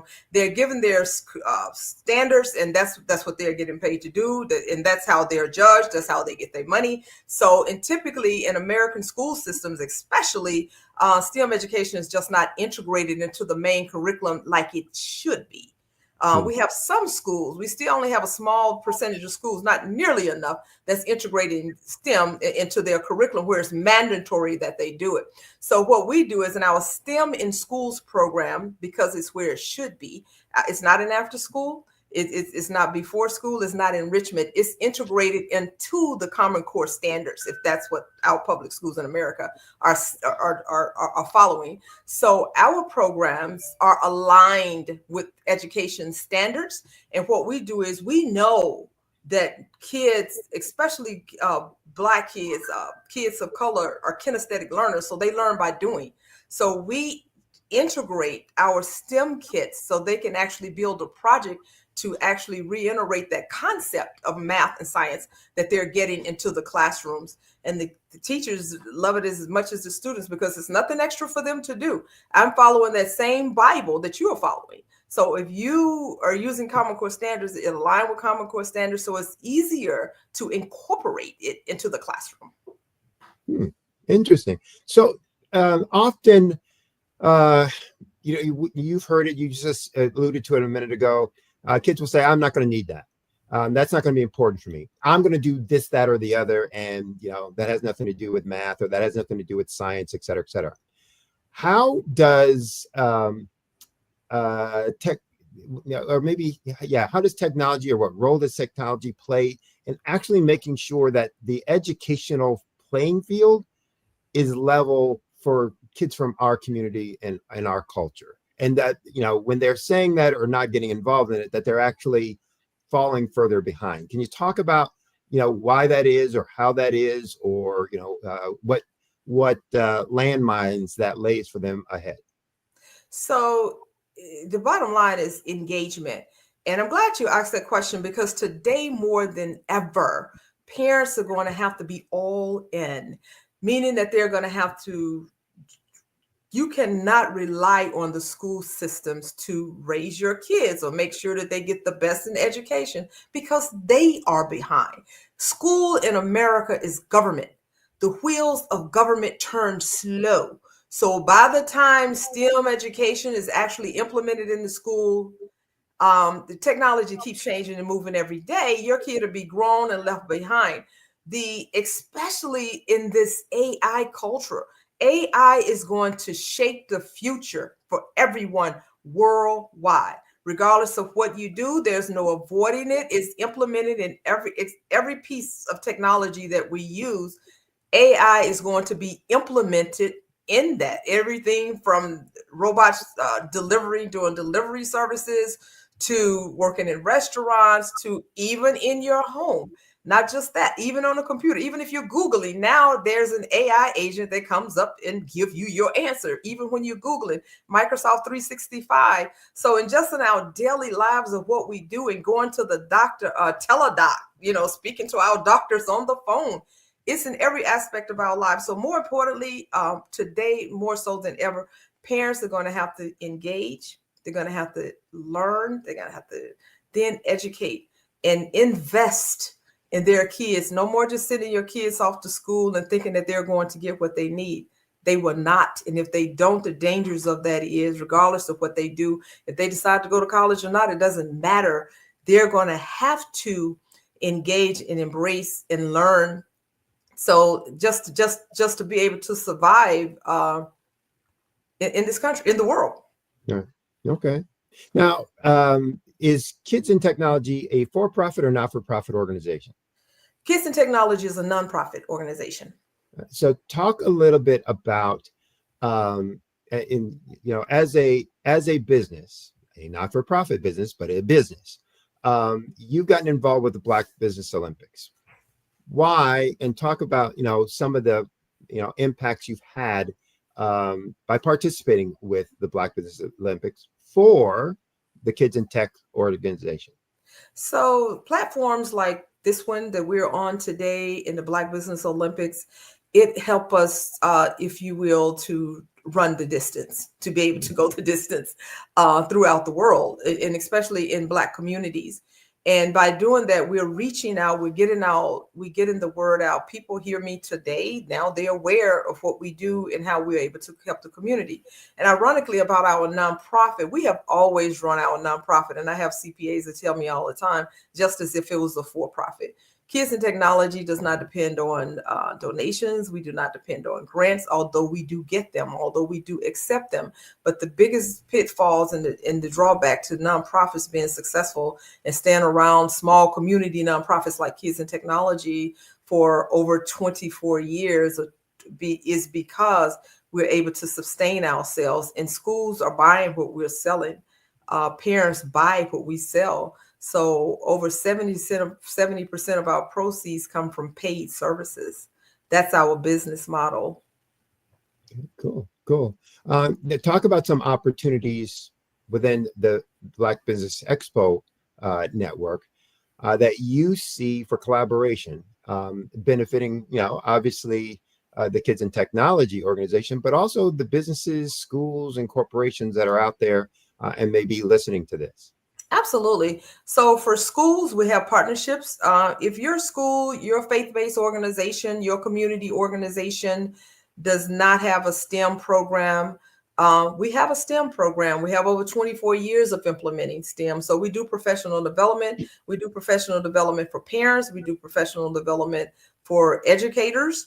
And as far as corporations go, typically corporations give us money. They donate to what we do. Foundations donate to what we do in order to implement our programs in those underprivileged areas that may or may not be being served.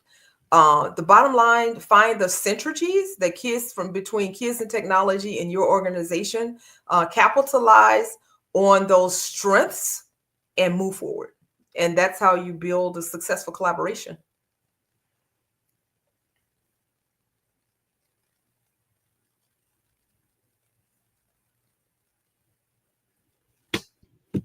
Sorry. So talk a little bit. Kids in Tech it deals with students or children from what ages to what ages? We do basically K through 12. 90% of the time. Other times in our STEM Saturday programs, we do have kids, and those are more age appropriate programs. So we have kids from anywhere from 7 to maybe 21, 22 that may be in different areas or different programs that we may offer. Like in our esports program, we have kids in esports, and they're grouped according to age and skill. More so STEM education. When it comes to STEM education, it's more so skill level than age. So we typically deal with kids primary education, K through 12. So in your work with STEM, with children, with schools, local governments, etc., what's the topic or issue you're most passionate about speaking to folks for, or speaking to folks about, to having impact on? Yeah, education, and of course, technology. That's my thing. That's your jam, right? That's your jam. Yes, that's my jam. Yeah, I'm so passionate about education. It's what helped us to move forward. It's what helped us to, grow. And it's just, knowledge is power. Okay.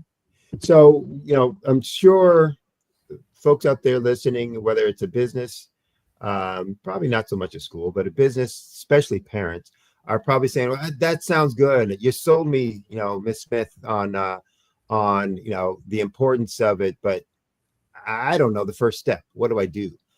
Talk about some very practical, easy things, and easy not as in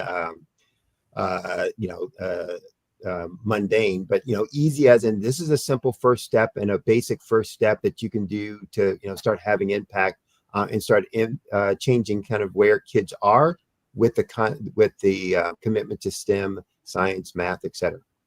The bottom line to STEM education is critical thinking, communication, being able to solve problems, and communication and creativity. So in knowing that, the easiest thing to do is start practicing that with your kids at home, whether you're auntie, grandmama, or your parent, your guardian, in your community. And I'm a Southern girl, so I kind of grew up with, you're not able, especially in Black households, we don't allow kids to express themselves. We kind of don't question me, I'm your mom, or that we really do have to retire that. Allow kids to talk to you, express themselves, see what they're thinking, test their critical thinking skills. Even if it's as much as when we go out and we have dinner together, and we're trying to figure out the tip, let them do the math on that. Let them also, to take it a step further, decide how much should we give the tip. On the tip sheets now, you have 10%, 15%, 20%, based on their service. How much do you think we should give Mr. or Mrs. waitress or waiter? Just kind of talk, just see what a kid is thinking on every level. Talk to them, listen to them. They ask you questions, answer the questions.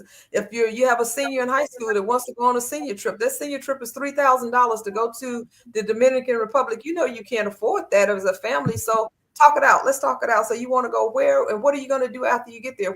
How are you going to just solve that problem? How could you, Johnny, you and your dad and I, we've been laid off some just talk real world scenarios with them and let them talk it through and figure it out. We got to start teaching our kids how to think through. And that's how we get caught up in so many scams. Everything from kids getting scammed all the way to getting kidnapped or taken, or young girls getting in cars, riding across the country to meet somebody. If your kid is not thinking, even from the cradle to all the way to seniors in high school, allow kids to talk about it, see what they're thinking, see what's on their mind, and problem solving. That's going to be key. Those are the very basic steps that you could do right at home.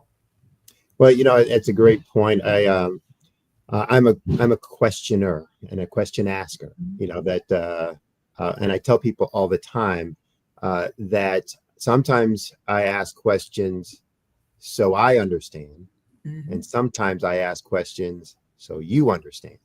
And I think that's what you're talking about there, that just says, hey, you can ask a question, of someone.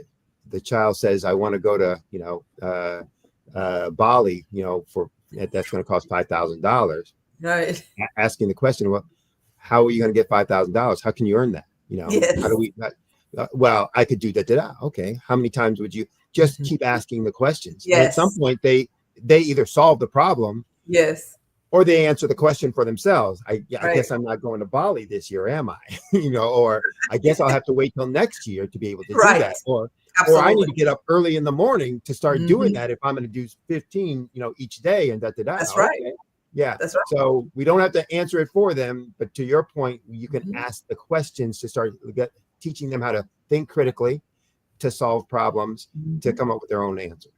Absolutely. Absolutely. We must do that on a very basic level. And then, of course, if you have a 5-year-old that wants to go to the store, wants ice cream every time they go, things like that, you can use those same concepts to start really teaching kids, asking them questions, letting them express themselves, and then start talking about the disadvantages of eating so much candy and what can it do to your teeth, and show them pictures. Do you want your teeth to look like this? Little things like that, even if you have like a 5 or 6-year-old. But we must let them talk. We must let them express themselves. There's so much going on in the education system and going on in the classrooms now, to where kids are actually afraid to come home and speak to their parents in say certain things, especially if they're dealing with something at school, to where if I'm a Black person that have put my child in a school to where they're the only one. There are issues in those schools. I've worked inside of those schools, and a lot of times kids are afraid to come home and say stuff to their parents about it. So we must let them talk. Well, I think you also brought up a great point there with that example about the ice cream and the candy, that, not only can you encourage the critical thinking, but that's the science and math as well. What does that do to your body? Let's look that up. Let's do some research on that. Yes. And again, doesn't mean you have to have the answer. Right. You can be researching right along with them that just says, well, I was thinking about saying yes, but let's first see what that does to your body. Is that a good thing? Is that a bad thing? Et cetera, et cetera. So Absolutely. That's it. Absolutely. I agree. And two, what we do is what I do, just to take it a step further, especially in this world of artificial intelligence and all the reasons to why we should not get involved in it, that you may be hearing. It's going to take our job, robots going to take over one day, and things like that. What we do is I offer workshops, a 60-minute workshop, 90-minute workshop, just to engage with parents.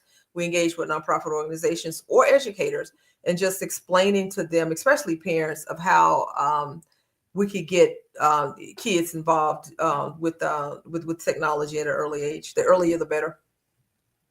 Good. We're running down on the clock, so I'm going to ask just 2 questions so that we don't run up against the hard stop. But one is, how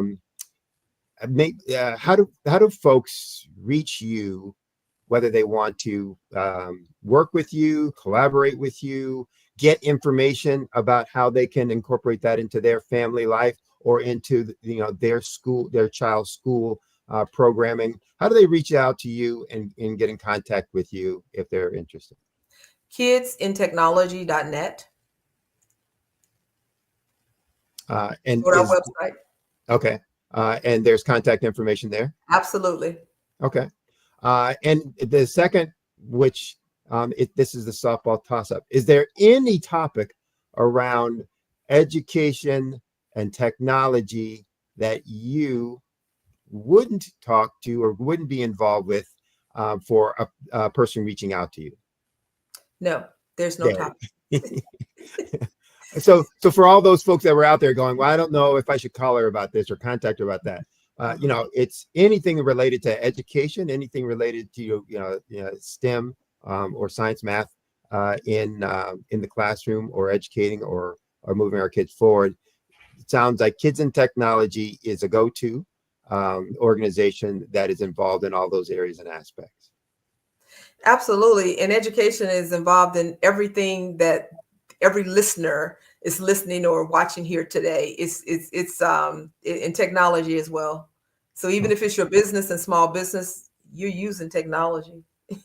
If you're an attorney, you're using technology. Are you involved with this in many geographies or in only a certain location? Absolutely. We started off, but we've been doing STEM education since 2002. So since that time, we've gone from everywhere from the state of Mississippi to South Africa. We're involved. Our curriculum is digital. Okay. Well, I'd love to reach out and contact you or follow up, because I work with a couple of different youth development organizations and a couple of local schools here that I think would really be interested and excited about the opportunity in the program. So let's make sure you and I connect outside of here as well. Absolutely. Thank you. And for all of those other businesses or organizations out there, you know, as Jacqueline said, there's a ton of ways, you know, that you can impact our community, our kids within our community, for inspiring them around math and science. And her organization stands ready to make that happen. So I'd like to thank you for being a guest on the show today. Look forward to having another conversation and getting more time to engage with you. But until then, remember, genius is common, and I'll see you on the other side. My pleasure.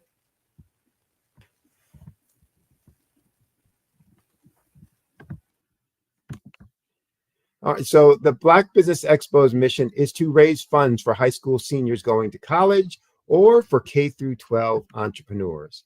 The expo is a fundraiser for students, so you can go to the website www.blackbusinessexpousa.com to donate to the scholarship fund. You can also use Cash App and use the account number $BBX USA. Again, $BBX USA. Our goal is to give laptops and up to $5,000 to 10 students. So if you are a student, you can register online at that same website, www.blackbusinessexpousa.com. Remember, every dollar counts, so please donate to the scholarship fund. I also want to take time to thank our Black Business Expo USA sponsors for the month of November 2024.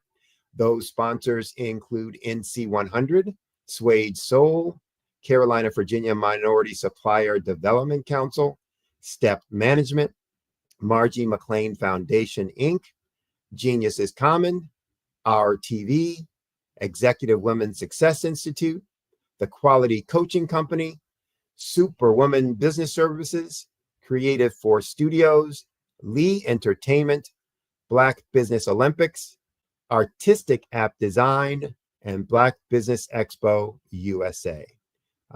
Thank you for watching this session. Look forward to more programming in the afternoon session. And until then, genius is common, and I'll see you on the other side.